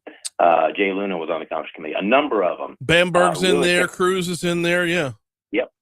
So they all came together and they talked with their constituents. They got input and generated a product that did really address the fee schedule problems. Now, I think one of the ways that made this successful was that Brock put this out to where it is not, you're not talking about an immediate change. This is going to be a process, and this is a process bill. But it does equip the Office of Workers' Compensation to gather data, to figure out exactly where we are on payments. And then what do we need to do to adjust it, make it fair, keep docs in the system, but also make sure that we are not encouraging abuses of the system. So this is a process that's going to take, a couple of 2 or 3 years to get to the finish line. But now we have that process in place, and we didn't before. So if I read it right, and correct me if I'm wrong, but going through conference committee made it actually closer to the original product. I think so. Okay. And it now one of the concerns from the get-go on this was that some of the metrics that were used were potentially really high, and in a system where we already have pretty high medical costs, there was concern among the business community on that. How are we going to the solution to high medical costs is not making them higher. Mm-hmm. But throughout this whole process, Brock has been really open to talking to all of the stakeholders and considering their input. So as it came out of conference, those provisions were removed, and it became a data gathering tool. So we can see where the numbers are. Everybody talked anecdotally. I paid this bill that was ridiculously high, or on the other side, they never pay me enough. Now we're going to see where the data falls and see where Louisiana providers and payers are in terms of how much they're reimbursing. That's a good thing. We got Patrick Robinson from the Louisiana Association of Business and Industry talking workers' comp throughout the legislative session. There's another bill I wanted to touch on, and if I'm not mistaken, this actually made it through the legislative process even faster than Senator Myers' bill. but I don't know that it's been signed yet. House Bill 456 by Representative Emily Chenevier. Talk to us a little bit about what this does and where it's headed. Yeah, and that's a great bill as well, and that is a more narrowly focused bill. It really is directed towards the litigation side of things. What it does is under current law, employees can file disputes in the Office of Workers' Compensation courts, which is an administrative court process, and they can file it about any dispute that comes up. Employers, on the other hand, have a much more limited right. They can only file it in cases of fraud or appeals of medical treatment decisions. So the problem that you see there is that attorneys being attorneys, they want to know a lot of information and they want to provide not much information to the other side. And what you wound up with is employers who didn't really have access to prior medical records. Somebody had other accidents when they were working somewhere else. All those kinds of historical things. Payers were having problems getting that information and evaluating whether a claim is properly paid or not. So what this bill does is allow them to file those suits and use the tools of discovery, depositions, subpoenas for records, all those kind of things to gather all the information and really be fully informed when they make decisions. Now, I will tell you what I think this bill does is really create a pathway for settlements of workers' compensation claims, because although it was proposed by the business community, the access to discovery on this is everybody. Mm-hmm. So I always believe that more information to everybody is better than less. This is going to let all sides, whether it's the employee's attorney, the employer's attorney, everybody's going to have access to the information. And when you get all that information, everybody's in a better position to settle cases. And I will always believe that a claim that is settled, closed, everybody can move on with their lives. That's better than just leaving these things open.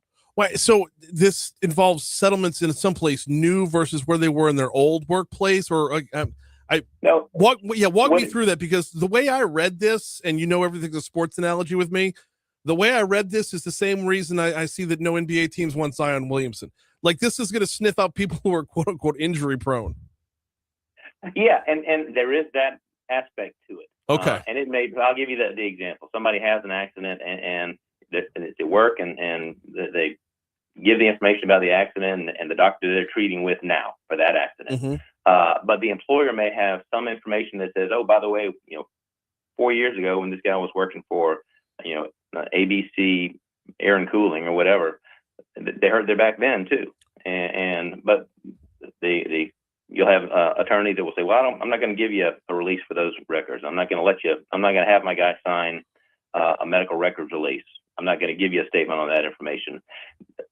Just an effort to limit access to information. And so the employer is kind of stuck with, well, I think it, but I can't really prove it. Right. So my option is I either cut this guy off, and then if I'm wrong, he can sue me and he's going to get a bunch of penalties and attorney's fees.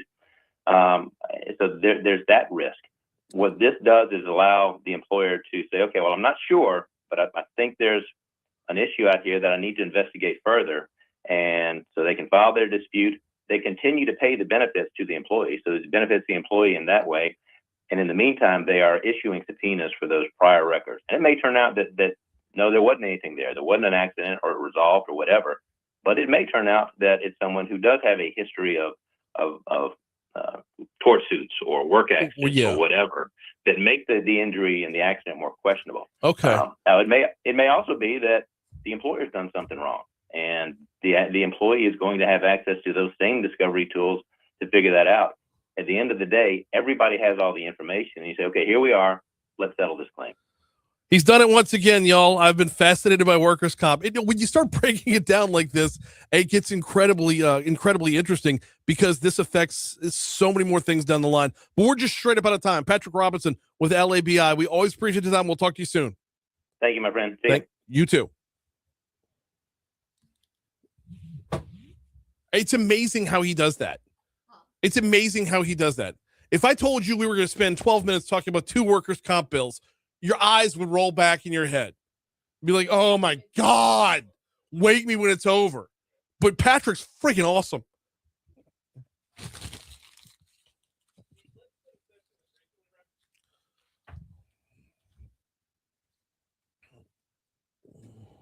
Son of a bitch.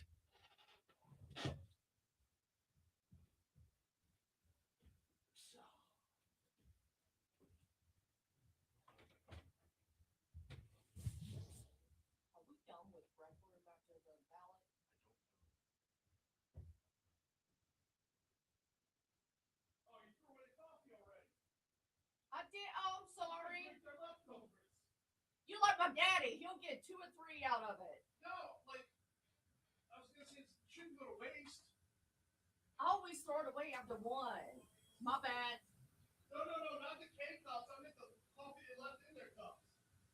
Oh, shit.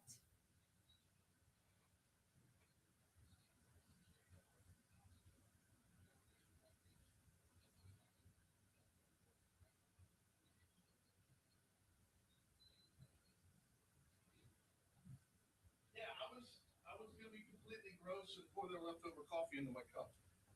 Yeah, I tossed it. Yeah, probably for the best.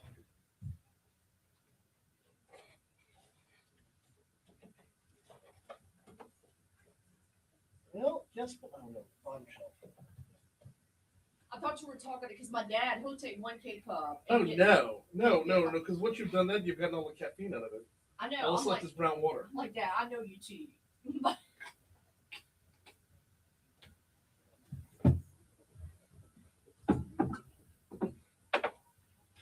I'm like, I'll buy you some K-cups.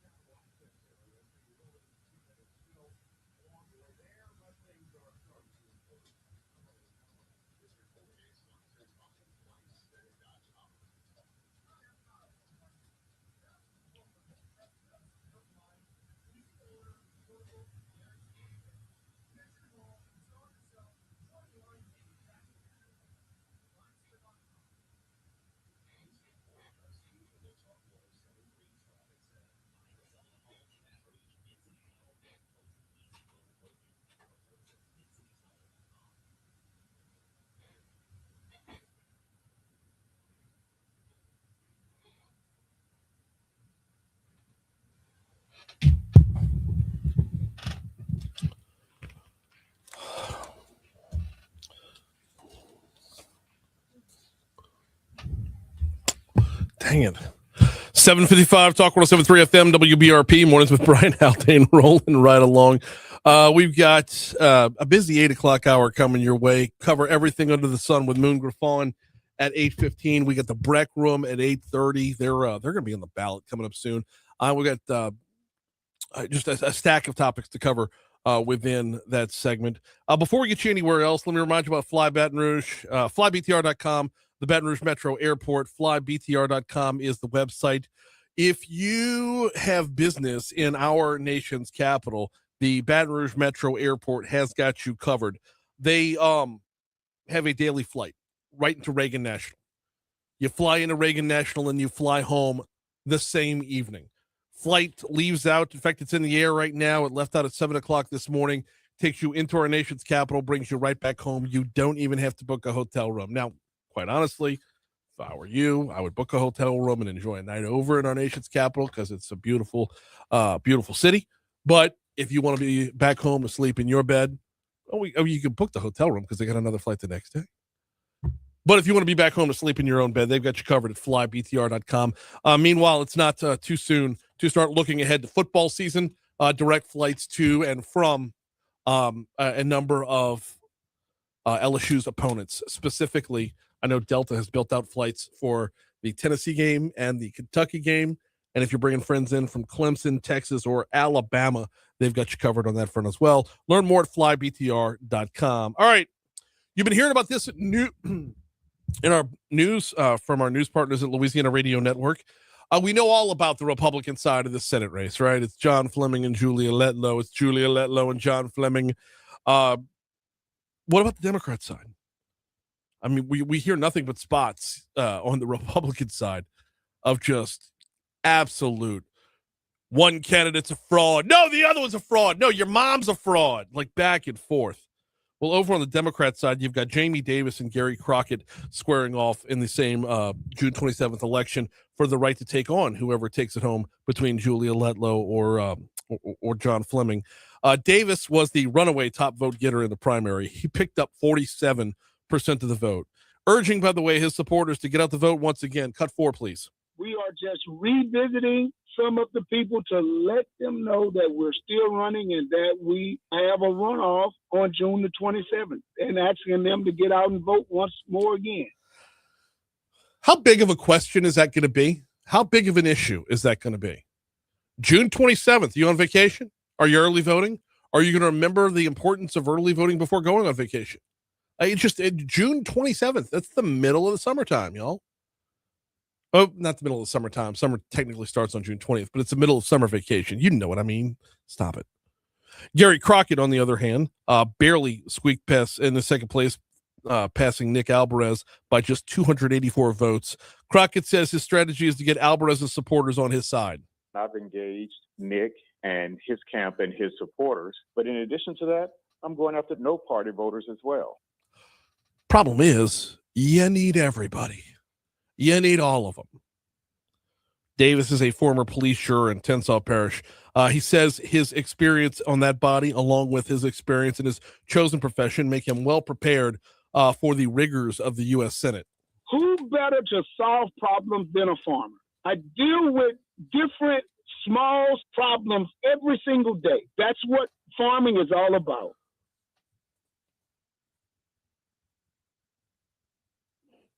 Do that again.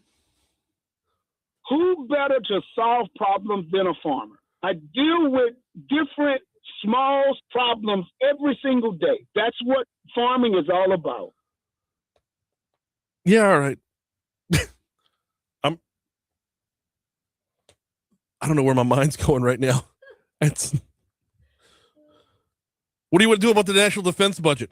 Water it.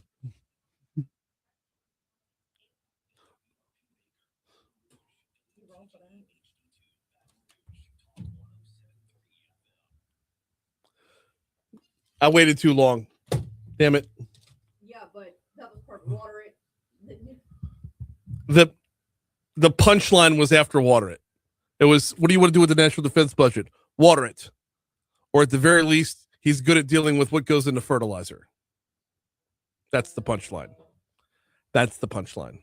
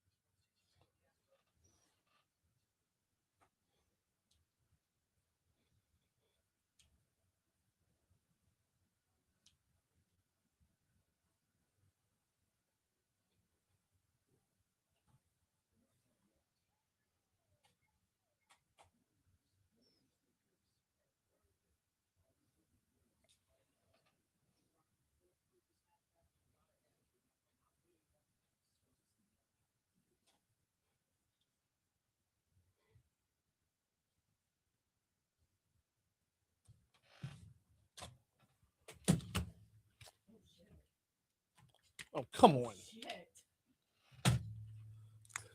806 Talk 107.3 FM, WBRP, mornings with Brian Haldane, rolling right along. Brian here with you.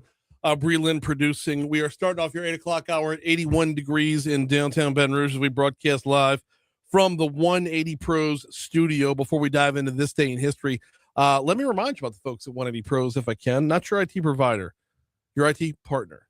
Huge difference right there. Huge difference. They manage your computers, your network. They manage your cloud. They take care of your cybersecurity. Growing in the AI space, they can help you on that front as well. They've got all the tech and everything. But what makes the big difference here is the level of partnership, basing their success off of your success. If you want to learn more about that, what that means, if you want to learn more about how they handle their business, and by the way, this is a great takeaway for an overall theme: simplified billing. I mean, not nickel and diming you every line item across the board. If you want to learn more about it, call them at 330-2200, 330-2200. Are you where you want to be when it comes to defending your network from cybersecurity threats? Are you where you want to be when it comes to building out AI into your business plan, your daily work model? They've got you covered. 180pros.com or 330-2200 for 180 Pros. We got Moon Griffon coming up 10 minutes from right now. We've got the BREC Room coming up after that. Right now, though, we do This Day in History.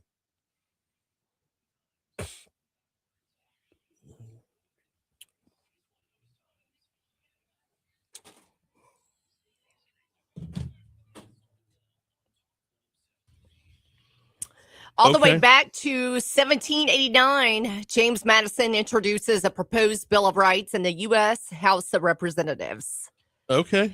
In 1942, Bing Crosby records Silent Night. And a couple of weeks ago, he recorded White Christmas. White Christmas, which we thought was silly that he would be recording White Christmas in the middle of May. And then when you really think about it, what are the first 5 words? I'm dreaming of a white Christmas. You wouldn't be dreaming of a white Christmas during a white Christmas. You'd be dreaming of a white Christmas the first time you step outside and humidity punches you in the chest. Correct. Not that Bing Crosby was from Louisiana. No, but I Googled it. I said, why did Bing record all his Christmas songs during summer? And then, of course, chat shoots me back something. And it said the real reason was less glamorous, recording schedules and production deadlines. So even though he wanted to be dreaming about a white Christmas in late May, really, it's just when they could sit him down to record all his stuff. Boo. I would hope that he would be dreaming of a white Christmas like we are. Our answer was way better. I agree. Way better. Chad, you are wrong.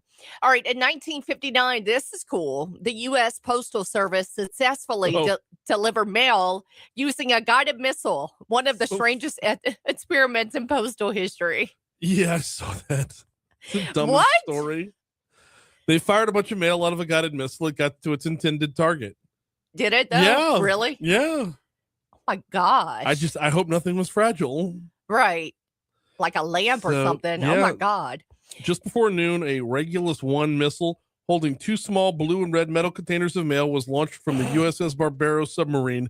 The delivery was a success. The mail reached the Florida Naval Station in 22 minutes, but somewhat unsurprisingly, mail by missile never really caught on. What? So cool, but so weird. Okay. In 1968, the body of assassinated U.S. Senator Robert F. Kennedy is laid to rest at Arlington National Cemetery. Oh, wow. In 1969, it's known as Mickey Mantle Day. NBA legend Mickey Mantle gives his farewell retirement speech. Nope. Not NBA. It's your No, I said MLB. Okay, no. Did I say NBA? It's NBA. Right here. I know. And I'm reading it. And I'm looking at it. Okay, brain. Well, definitely MLB. During Mickey Mantle Day at Yankee Stadium, 60,000 fans see number 7 retired that day. Yeah. In 1966, let me make sure I'm reading this right. I need my glasses, Brian. The NFL. The NFL and AFL announced their merger, paving the way to the modern NFL and the creation of the Super Bowl that was played the very next year. Yep. And they can thank Louisiana for that. Really? So give me a little nugget of history. There was it was Hale Boggs and I believe it was Earl Long. Earl K. Long. No. It might not have been Earl Long. Guide the antitrust process through Congress because without the antitrust legislation, you weren't going to have an NFL AFL merger. Really? So, and by the way, in exchange for that, New Orleans got themselves a franchise. Wow. All right, little nugget of history. Love it. 1984 Ghostbusters was premiering in theaters. Yes. Starring Bill Murray Yes. and many other guys. Yes. Actually, a big day for Dan Aykroyd because not only was he in Ghostbusters, but the year before that, Trading Places premiered today. Okay. With Dan Aykroyd and Eddie Murphy. What else you got on the history? Because I got a bunch. Nothing. This day in 1949, the book 1984 was released by George Orwell. You had the AFL NFL merger. 1968, James Earl Ray was arrested for the assassination of Martin Luther King. Wow. This day in 1989, a deadly tornado. I picked this one up on Twitter yesterday from, a former colleague. This day in 1989, a deadly tornado ripped through Port Allen and North Baton Rouge. Oh, I never knew about this because I didn't move here until the mid 90s. Right. But this thing, WBRZ has a great package of footage somewhere that shows just tearing through Port Allen and then portions of North Baton Rouge. You had at least 2 people killed, a bunch of people left homeless as a result of this thing. Hey, if you were here in the 80s, if you were in Baton Rouge in the 80s, post up on our Facebook chat and remind us about this thing. I mean, I know we don't normally look at things in terms of a 37-year reunion or 37-year anniversary. But I mean, we're just a couple years away from this tornado being 40 years old. But the looks of it was a really, really deadly storm. Oh my gosh. Devastating storm. This day in 1991, LSU won their first baseball title versus Wichita State. And this day in 1996, keeping it with LSU baseball, Warren Morris went yard against Miami. Wow. You all know the rest of that story. So Haggai Davis wants to jump in on a long. Okay. It's Russell Long. Russell Long. Thank you, Haggai. Brain farting on which Long. It was Russell Long and Hale Boggs. All right. Notable birthdays on this day. Bo Scaggs, Nancy Sinatra, known for the hit song These Boots Are Made for Walking before Jessica Simpson redid it. Mm-hmm. Joan Rivers, 1933 today. Bonnie Tyler, 1951, known for Total Eclipse of the Heart. Yeah, she did that before the Dan Band did. Yeah. Kanye West, 1977. And Juliana Margulies, 1966. And Sturgill Simpson, well-known country artist from 1978, born on this day. Cool. Let's see. Notable deaths. I've got 2. I have 2 too. Andrew Jackson and Thomas Paine. Were those your 2? No, they weren't. Interestingly enough, this day in 632, Muhammad died. And this day in 2018, Anthony Bourdain. Wow. Yeah. Anthony Bourdain. Okay. National Best Friends Day.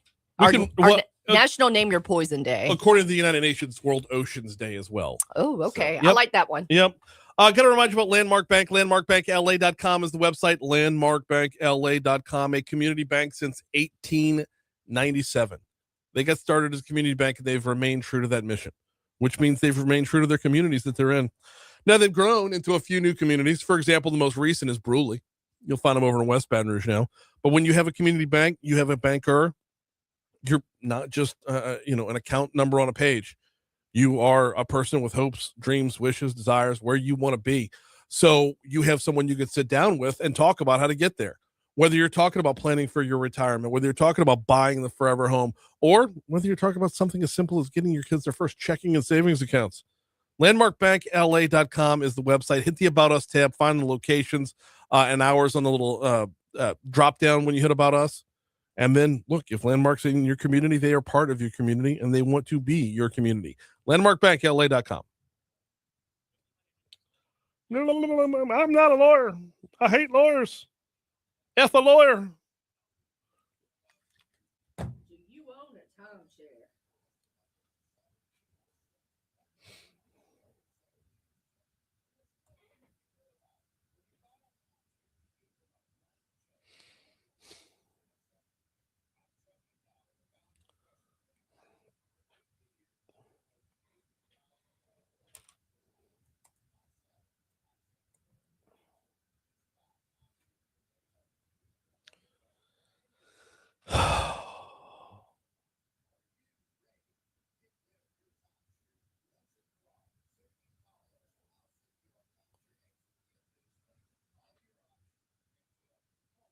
Hey, Moon, how are you? You hanging in there, huh? How was your weekend? Oh, so you just got to make it through the week.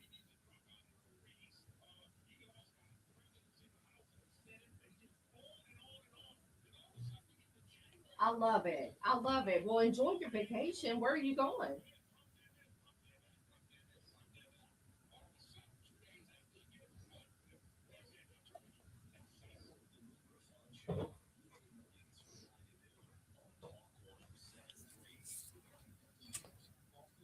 I know. My best friend's not a beach bum, and so we're trying to plan a girls' trip right now. She's like, dude, she's like, not the beach, but we all want to go. So she's like, I might have to suck it up.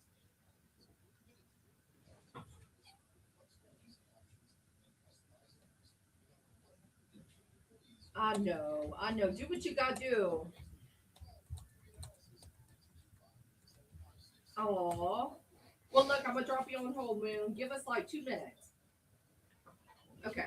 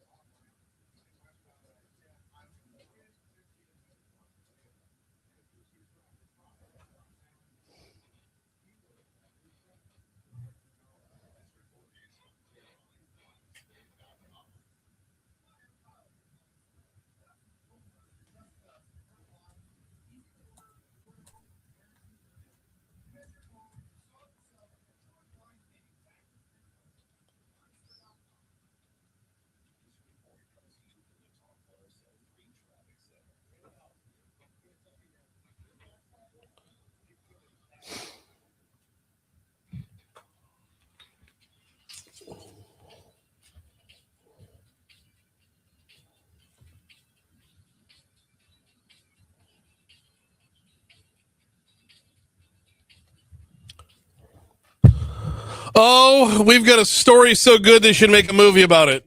Actually, some would say they already have. Every Monday we get caught up with Moon Griffon, talk about everything under the sun. Normally we're talking Louisiana politics, but this morning, Moon, before we get started on anything else, we've got to take a trip to Alaska. How are you, brother? I'm doing great, man. Good to hear from you. I know where you're going. I'm laughing already. Oh, man, this is one of the best stories. This might be the story of the year politically. I can't get enough of this. It is Dan Sullivan versus Dan Sullivan. When did you first get caught up on it? Because I heard you talk. I've been sitting on this one for a little over a week now. I heard you talk about it on Friday. How did this end up on your radar? Well, you know, I do the same thing, Brian. You know, when you're prepping a program, and me and you probably prep very similar in a lot of areas, you're looking for stories. You're looking for things. You get in the summer, you're going to get in the dog days of summer, you're looking for stuff. And you also look for stuff, and I think you do the same thing. That can be humorous and funny. Yep. Mad, sad, everything. So I came across it, I don't know, 4 or 5 days ago, but I didn't get to it. Yeah. And I saw that, you know, Dan Sullivan is a United States senator. And the Democrats found a Dan Sullivan, who I think spells the name exactly the same way. He changed to Republican and jumped in the race. Yep. And I haven't found out how they're going to separate so people will know which one. And I don't know if you can on a ballot. Well, can you? I don't know that you can, but I mean, I would think it would be as simple as if you want separation, you would go by Daniel. Like, is one of them their birth name Daniel Sullivan, or both of them? Because if you say you've got to go by your birth name on the ballot, now you've got two Daniel Sullivans.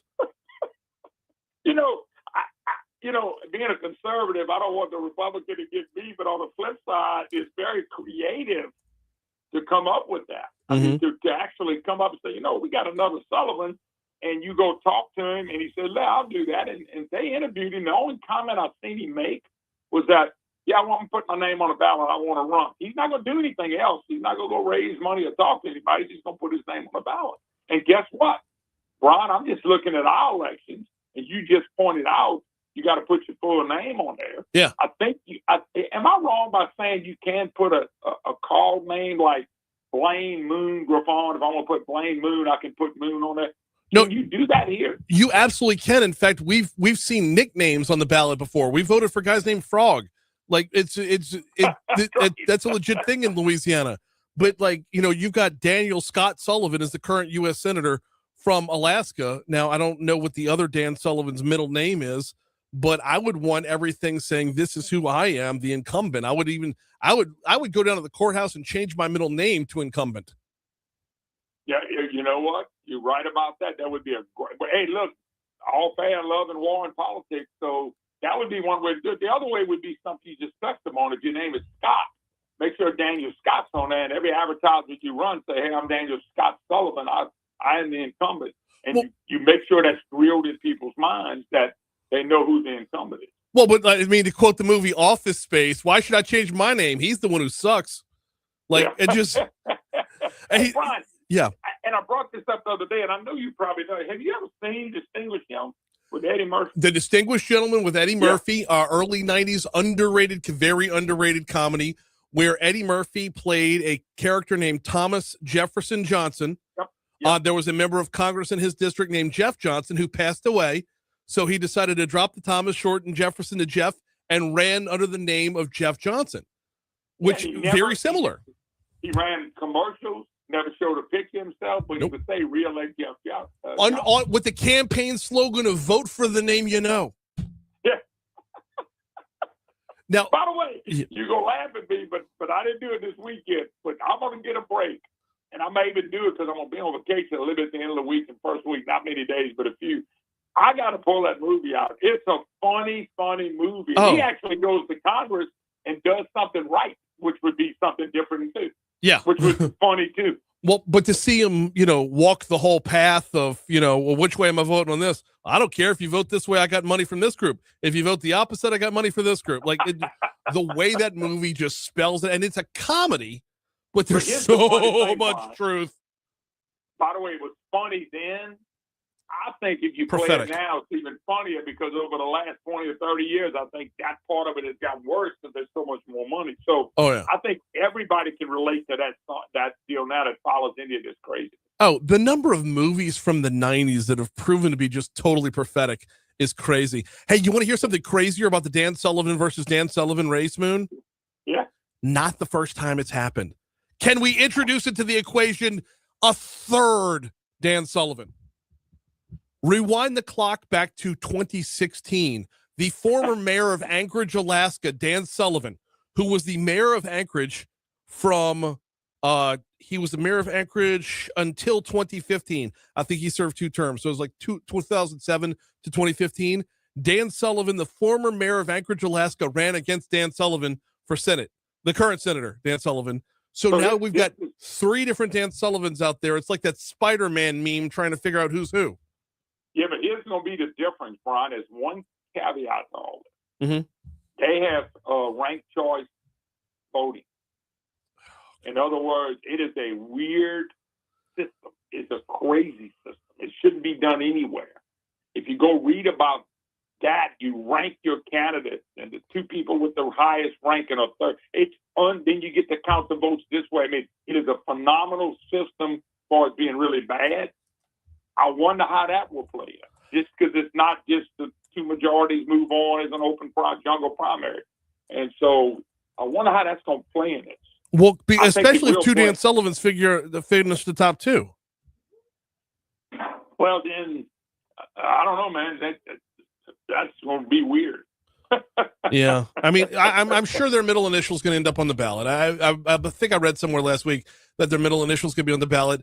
But can you imagine what it's going to take for the wherewithal of Alaska voters to know the middle and they're not going to know the middle initial of who the actual Dan Sullivan is. Well, here's what they do. Because he's an incumbent, mm-hmm. he will have plenty of money. Sure. The other guy will have no money. That's probably going to separate. That's probably going to be able to separate. So you'll know that Daniel S. Sullivan is not Daniel J. Sullivan. Yeah. I just think that's part of it. Now, look, it makes it difficult because remember, it now means that probably Republicans, and this is going to be an all-out war, may have to spend money in a place they wouldn't have to spend any money. It's kind of like what happened in Texas. Kanye got out. Yeah. And so there's people that believe Paxton is not going to be the top candidate. I mean, they think he's still a win. I think he will too. The other candidate for Democrats is so bad. But they're now having to take some money in a gigantic state that you can't lose and go spend more money there when you could be spending it somewhere else. So all that stuff probably plays into it. Money matters in this thing, it's no doubt. Very, very much so. It's one of those things where I guess enough money can help you remember a middle initial. We can't all be Jim Inkster. But it's gonna be fun to watch for sure. Meanwhile, let's bring it back home. We've had a week to unpack the legislative session. Moon, I don't know what you're finding in the aftermath of it, but I'm finding, and this might not be a hot take at all, but 2-3 years from now, we're going to find out that surgically they got more done here than we think they did. You think they got more done? Right. No real headline grabbers, no real splash things, but the things that did get done will be able to last for a while. Like, we'll be able to take hold specifically on the workforce. I just got done talking with Patrick Robinson from LABI about workers' comp. I think what we're going to unpack in a couple of years is that as we've seen the calendar move forward from year to year, and we see Governor Landry's agenda, Susan Bourgeois' agenda, A.G. Murrell's agenda, and then this particular session is helping bring those previous agendas to fruition, helping them cross the finish line with other legislation, pieces, parts that needed to be in place in order for other stuff to work. Well, you know, Brian, as you know, and people joke with me all the time because I've said many times I hate steps in the right direction. Yeah. The reason I say that is because they make them don't make anymore. What you're telling me, and I saw that with workforce and a couple other things, that they actually did other things to go with something they did last year and the year before and 2 years ago in a week. You know, that is good because you're moving the ball. So anything they can move the ball on to forward what we're trying to do in this state, that is a good thing. That's always going to be a good thing. My problem is when we do something and stop. Example, I don't think you're going to see. I had Tim Temple on the other day, and I'm sure you had him too. Tim grabbed 2 or 3 things that he thought was positive, but in the big picture, they didn't really move anything big like for liability insurance and commercial trucking and stuff like that. Right. And that's what they're frustrated at because they thought they were going to get a break, that they were going to concentrate on it this year, and they didn't. And I still think, and I think you would agree with me, insurance and the problem with insurance is still a gigantic issue. No, gigantic.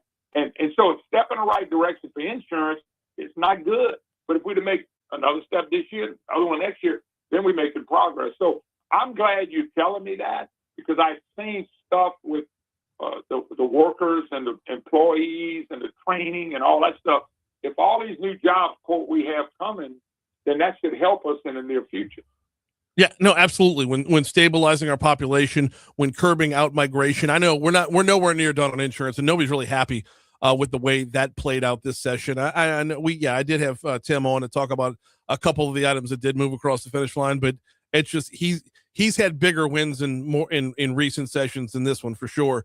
But if we're going to have all these jobs, we need people to fill them, and if that's the big win from this time around, and my neighbor's house gets sold, you know what I'm saying? Like if we're able to look up and down the street and see fewer for sale signs on houses, to me, that's going to prove long-term to be a big win for this session. Yeah. And by the way, we need them. We need things to move forward.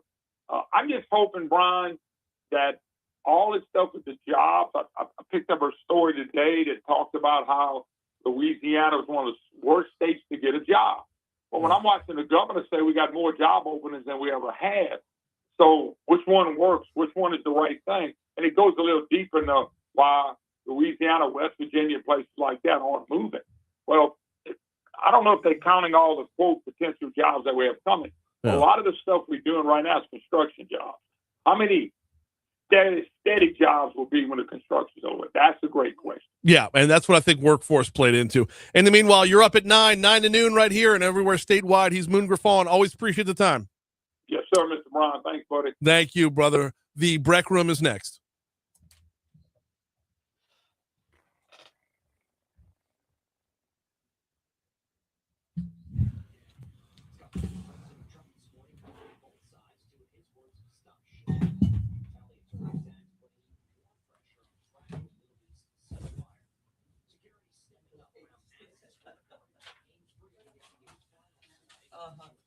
Did I not print?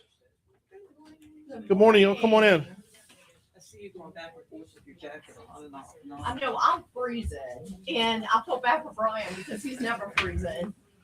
I know it's like it's cold, but it's hot in here. But it's cold, but it's hot. Every Monday we get covered. Every Monday we get California last year. This is ABC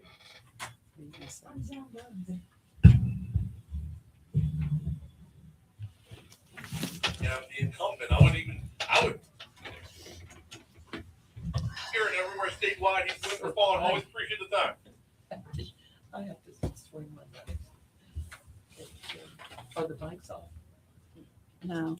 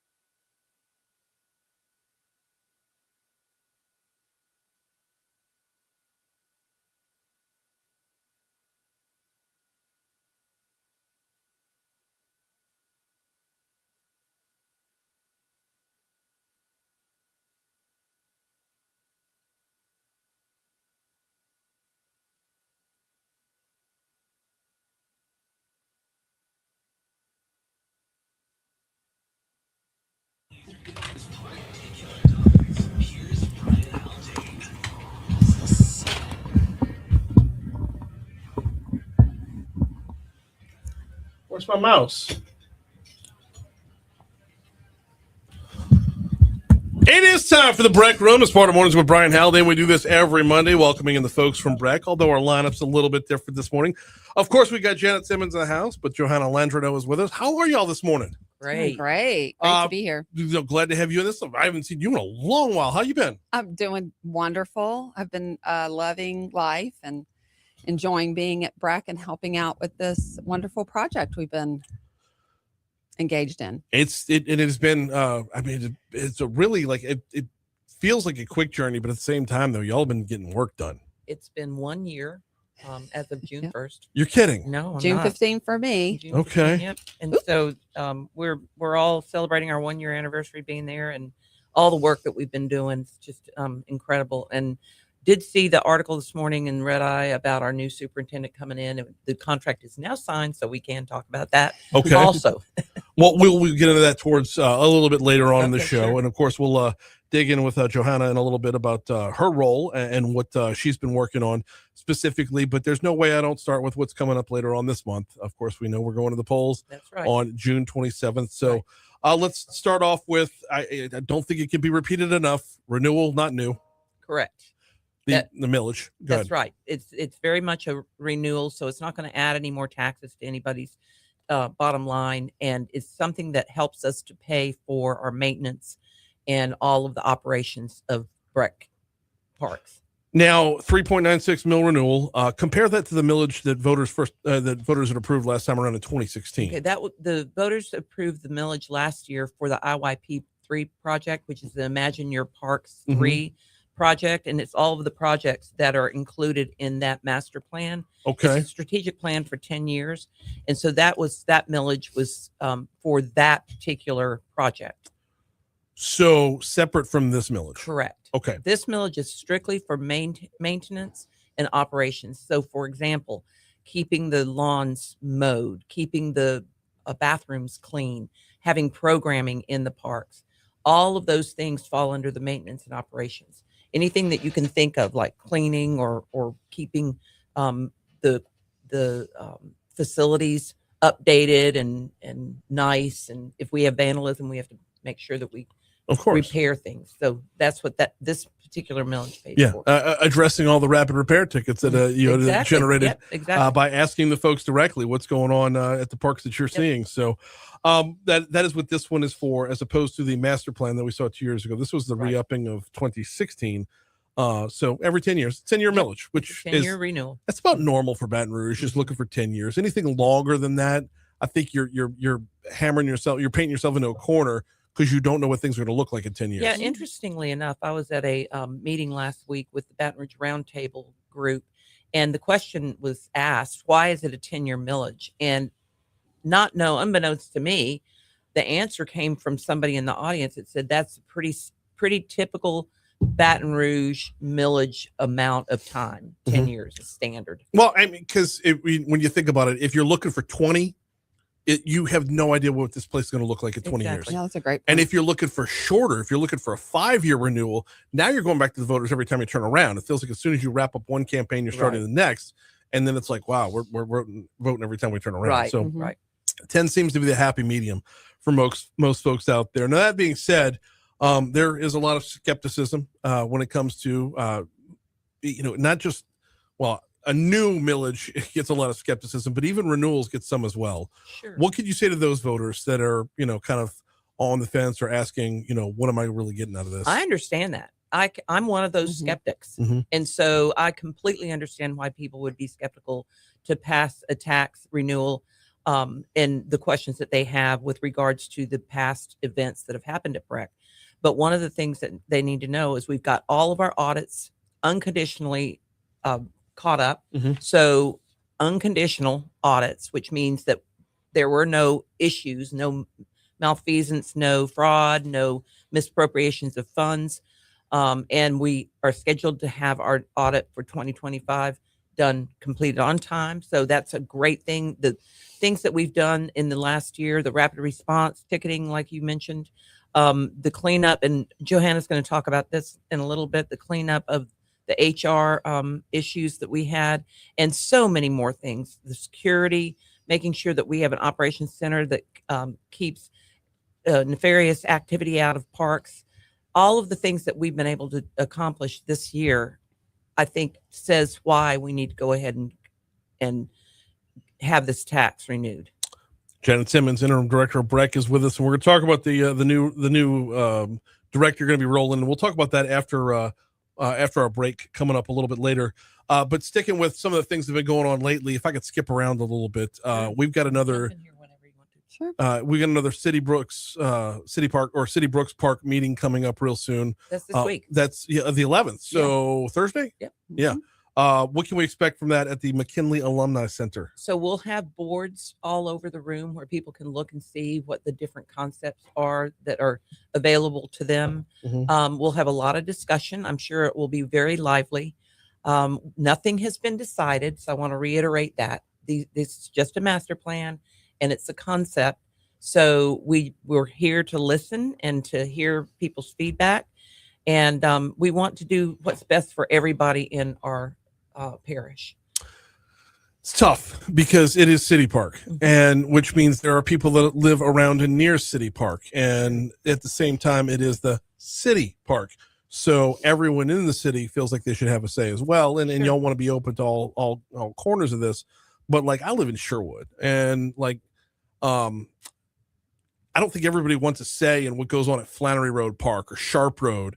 Like it's a different beast when you're talking about the city. So in BREC speak, we have community parks, and City Park is one of those community parks. So the thought is that it should be a park for everybody throughout the parish. So that's where that starts, and where the push to have the whole community engaged in this subject. But you're right. I mean, you have stakeholders like the neighborhood that is surrounding the park. You have other stakeholders that LSU have a very high interest in what's going on in their communities. Sure. No, absolutely. But I mean, if you live in specifically, because when you drive around it, when you drive around it, you see the yard signs. Yes. And they're very vocal about what they want when they live near it. I guess a better comparison, rather than like Sharp Road or whatever, a better would be Forest Park out by me, because that's out by Harold's Ferry. That would be the closest community park to me. If not for, there's that North Sherwood facility. Different beast though, because it's underrated, by the way. Indoor facility. Kids' birthday parties. Most frequented parks in our community. I would imagine. North Sherwood. It's an indoor track. When it's raining. Yep. You get the indoor track. It's playground. We've done many a birthday party at that place for sure. But Forest Park is one that I think where a lot of folks would say, if you want to give feedback on, and you're not from it, that's a community park as well. Absolutely. And I mean, when I played tennis, I would go out to Forest Park, and some of our league play out there. I didn't live near Forest Park, but I used it. And same with Highland. I mean, so there's so many parks around that are like that. Yeah. And Perkins Road. Highland is probably the best example, because it's in the corner of the parish. But I can't tell you anybody who doesn't use it. Right. For one reason or another. Right. So, because I'm a cross country dad, so we're out there a lot. But getting back around to the City Brooks Community Park, like you said, it's not the final step, but when are we going to get to the final step?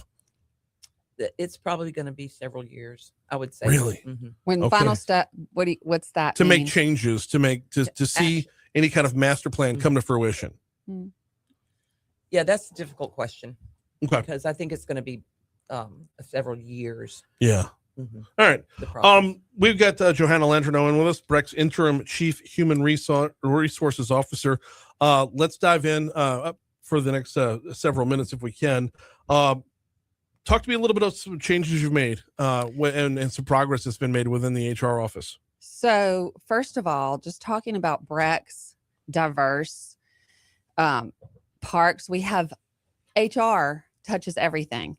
We have everything from equine operations to swimming to recreation. And coming in from day one, our goal was to streamline and to make sure we had qualified people in leadership positions. So that was our first step. And to look to see also where we could outsource quickly. We got a call from the commission to go in and try to look at that quickly. And Liberty Lagoon and the swim program was an easy one for us to step in, because there were so many issues in that area. And swimming is such a specialized area. So SELA was already in place. So we brought that in. We outsourced that. Then Far Park was in sad disrepair, both physically, the physically it was run down. You pulled up and it looked like it was a ghost town. So we on the org chart, we brought the equestrian program right under the superintendent. We created a division. We got in there and worked with park ops to get it going. And we put a very qualified, wonderful Dr. Dina Duplantis, who's well loved by the community, in charge. She's been on. Yeah, she's been on. Yeah, we chatted with her before. Those were quick changes. The other kind of broader areas that we've worked in, streamlining compliance, modernizing the HR system to make it a better experience for the employees and a better recruitment experience, hopefully. We're still working on that. We still have some challenges, but to digitize some of it and have great working apps. I mean, we all need that in our modern organization. But you never think about how, like, it feels simple, but at the same time, though, if it gets overlooked for too long, then it's out of sight, out of mind. And you're just correct. Rather than getting physical therapy, you learn to walk with a limp. Oh my gosh, that's such a great comparison. Right. Thank you. And that's exactly what was happening when we stepped in. So we especially in the HR area, trying to make it a Northern Star, so to speak, for the whole organization, putting qualified people in leadership positions again, I think is key in this area. And Corey Luttrell, I think he might have been on the show before. Highly qualified. If he's not, you should. He's a brilliant guy. And he has so many wonderful ideas to streamline.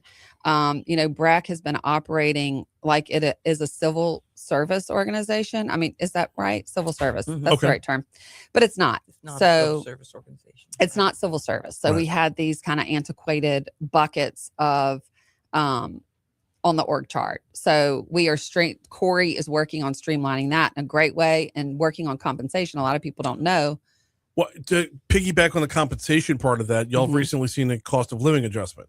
We did. We did it. COLA. January. Unbelievable. That's another one where when it's overlooked, it can be something that festers until it pops up on everybody's radar. Yes. And to that point, we are working on right now, starting when you start at BREC, you start at 30% below market. That's the starting. Okay. So we are working in the next several months, hopefully, to shorten that gap, to narrow that gap, and create a situation where you're maybe 15% below or market. We're trying to get as close to market as we can. We are a state-run agency, and we want to make sure that we're responsible with voter dollars. But if we have highly qualified people that are coming in, that we can narrow the gap for them and possibly even get them to a market when they come in. This is the BREC Room. We got about 45 seconds till we hit break. We got Janet Simmons, as we do every week, and Johanna Landrino. She's the BREC Interim Chief Human Resources Officer. Tell you what, rather than squeeze you in before break, let's hold this over until we come out the backside of break as well, because I want to talk for just a quick second about BREC University before we get to some other park updates and whatnot. There's a lot of ground to cover. We still got to talk Perkins Road. We've still got to talk about a number of completed playground improvements that are out there. We got a lot on tap. You are listening to the BREC Room as part of Mornings with Brian Haldane right here on Talk 107.3 FM. I might be 10 seconds short. Okay. Do what? I said that's okay. All right. I'll do Rad Dad in between. Okay.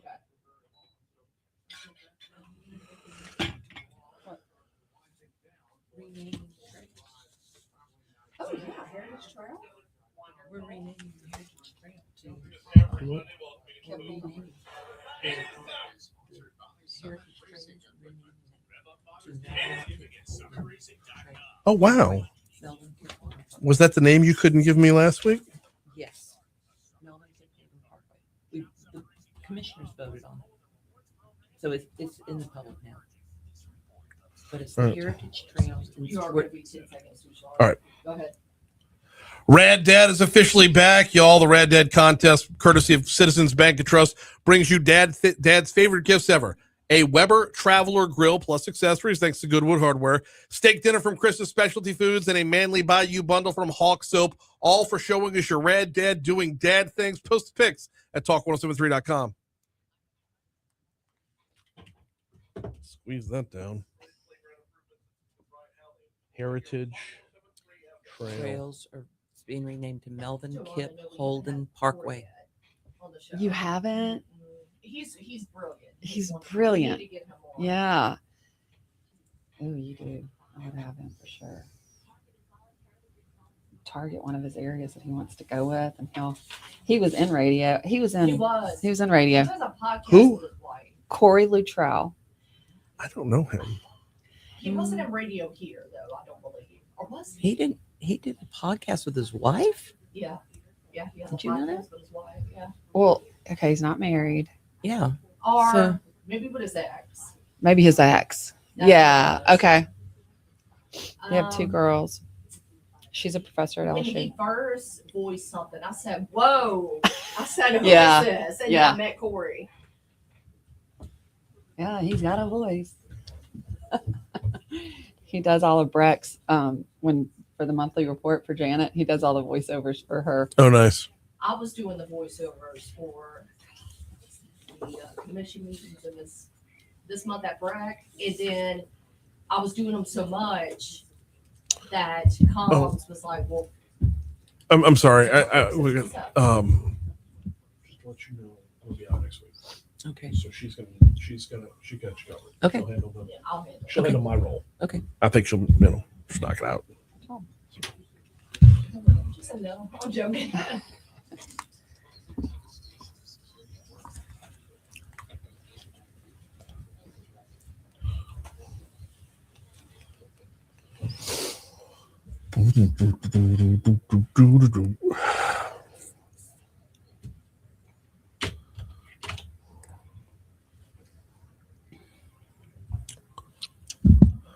852 Talk 107.3 FM, WBRP, mornings with Brian Haldane, rolling right along. The BREC Room, rolling right along. We've got Janet Simmons and Johanna Landrino in with us, talking all things BREC for about 7.5 more minutes. Want to pick up where we left off, Johanna. I didn't want to squeeze you in for a 10-second answer on BREC University and building out leadership. So tell us what BREC University is. Tell us all about it. So first of all, I want to put a plug in here for Dr. Nicole Payne-Jack, who is our Director of Learning and Development.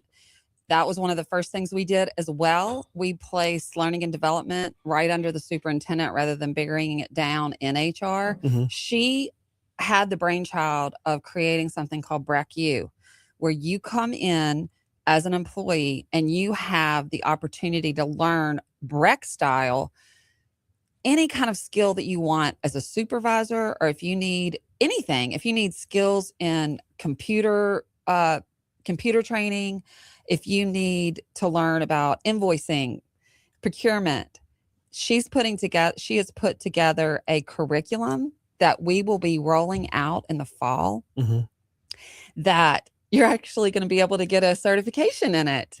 I think it's going to be great for, she may be able to do something throughout the country. Actually, that's what I'm looking at because it's so good. And that's exactly why I brought this up, because I love the idea. So we talked about it when she was on. We talked about it. I just want for those that weren't, those that aren't here every week, to kind of bring it back up again, because it's one of those ideas that, again, forehead slap, right? Yes. And it's like, where has this been all my life? Yes. And we put the training room in a fun space that almost looks like what we would say was the Google. What did we say? The Google employee room. It's a beautiful room with floor to ceiling windows that when you're stepping in onboarding with that group, you get to be in a space that's bright and challenging, surrounded by trees, and just fun. It's a park room. It's a park room. Yeah. So that when you're onboarding and you're a new employee, that's what you see first. We got a lot of ground to cover, Janet. So I want to actually, before we get back into anything else, I want to talk about something that the board approved last week, because you kind of teased it out there. We weren't able to give a name yet, but you said a name change was coming somewhere in BREC, and I want you to give that out now. Okay. So the Heritage Trails, we had a ribbon cutting last week to celebrate the completion of the Heritage Trails. There is a bridge that we still have to get done. We're working with DOTD, and that's kind of the delay on that bridge being completed. However, the trails themselves are complete. And as a recognition of one of our greatest mayors in Baton Rouge, Melvin Kip Holden, we're renaming the Heritage Trails Parkway to the Melvin Kip Holden Parkway. And it's a parkway of about 9 miles. Yeah. So it's really cool. And we're letting everybody know about that next week at Kids Fest. On Saturday, Kids Fest is going on up in Scotlandville Park, or in the Trails Park. And it's going to be a great celebration. A lot of people there. I mean, there's a whole metaphor here with, Kip connecting the parish, right? Absolutely. So having the Melvin Kip Holden, Melvin's probably going to drop off that sign real quick. It's just going to be the Kip Trails, right? That's I could definitely see that coming very, very. Yeah, it's very, very cool. And honestly, as we start to, I mean, I don't want to get like personal. We all miss him. I mean, he was so good. So good on such a personal level, such a cheerleader for the city, to be sure. So the Melvin Kip Holden Parkway. Very, very cool stuff. All right, let's dive back in real quick. We got a number of completed playground improvements out there. What can you update us on? So, believe it or not, playgrounds are not cheap. But no, we had no idea. They are Who knew? expensive. I mean, they're about, just for a regular standard playground, over $100,000. Oh my word! Yeah, they're expensive. Like, what comes along with that? Like, Well, the quality of playgrounds that you have to get in order for it to be in a public space is much more than what you have in your backyard. Right? Okay. So anyway, we've had playground renovations and equipment upgrades at Lovett Road Park in Central, Benburge Park in South Baton Rouge, Parkview Park, and Hamilton Park. And so those are the playgrounds that have been upgraded lately. And then we have some other maintenance things that we've completed over the weekend. I got about probably 5 different emails with upgrades and maintenance cleanups in different parks throughout the parish. And so our team is constantly working, not just during the week, but even on the weekends to keep our parks there you go going maintenance. And right. Yep, maintenance and operation. Exactly. It's a never ending job for sure. I want to bring it back around to the cost of a playground because it's not like the old days. No, it's not like the playgrounds we grew up on, where you just had a metal slide and some seesaws well, that you led can't to. have a metal slide. No, I know. That's what I'm saying though. Those improvements for the kids, they do come with a cost, to be sure. So metal slides in Louisiana heat, no, caused third-degree burns. No, they were death traps back in the day. Right. Between the third-degree burns on the slide, going 90 miles an hour on the merry-go-round, What or about the seesaws? Think about the spinal damage in adults today because of seesaws when we were growing up. I mean, you had one kid just hop off and you smack right down the bottom. Exactly. Oh, it's the worst. It was the worst. The playgrounds today are awesome, but like Janet said, we do pay. And also the floor, like the ground preparation, and there you have to have that the spongy, right? You have to have the spongy material now for the BREC parks, and that's an expensive. Well, piece you have to first that. before you bring in the spongy materials, you have to put down gravel, or rock underneath. Okay, and then the spongy stuff comes on top of that, and so I mean the cost is significant. We just get to see and enjoy the finished product. Right. I mean, this is you talk about making the sausage. Right. There's a lot that goes into it. We have just over 1 minute to go. Can you give us an update on the Perkins Road Community Park Master Plan? So that was presented to the community last week. This is a project that's going to come in phases. And so one of the things that we wanted to hear about from the community is, what phase do you want us to start first? Do you want us to do the stadium, Olympia Stadium first? Do you want us to work on the velodrome first? What are the areas that you want us to work on first? So that's a process that's still in the works, but we will be starting some projects in the Perkins Road Community Park very soon. Very cool. Very cool. That is, I tell you what, we have 30 seconds left. I will squeeze this one in because we're not going to be able to get to it otherwise. Twilight Tours at the Zoo. Yeah, so that's coming up, and let me pull that up. So they return every Tuesday and Thursday in June and July from 6 to 7:30 p.m.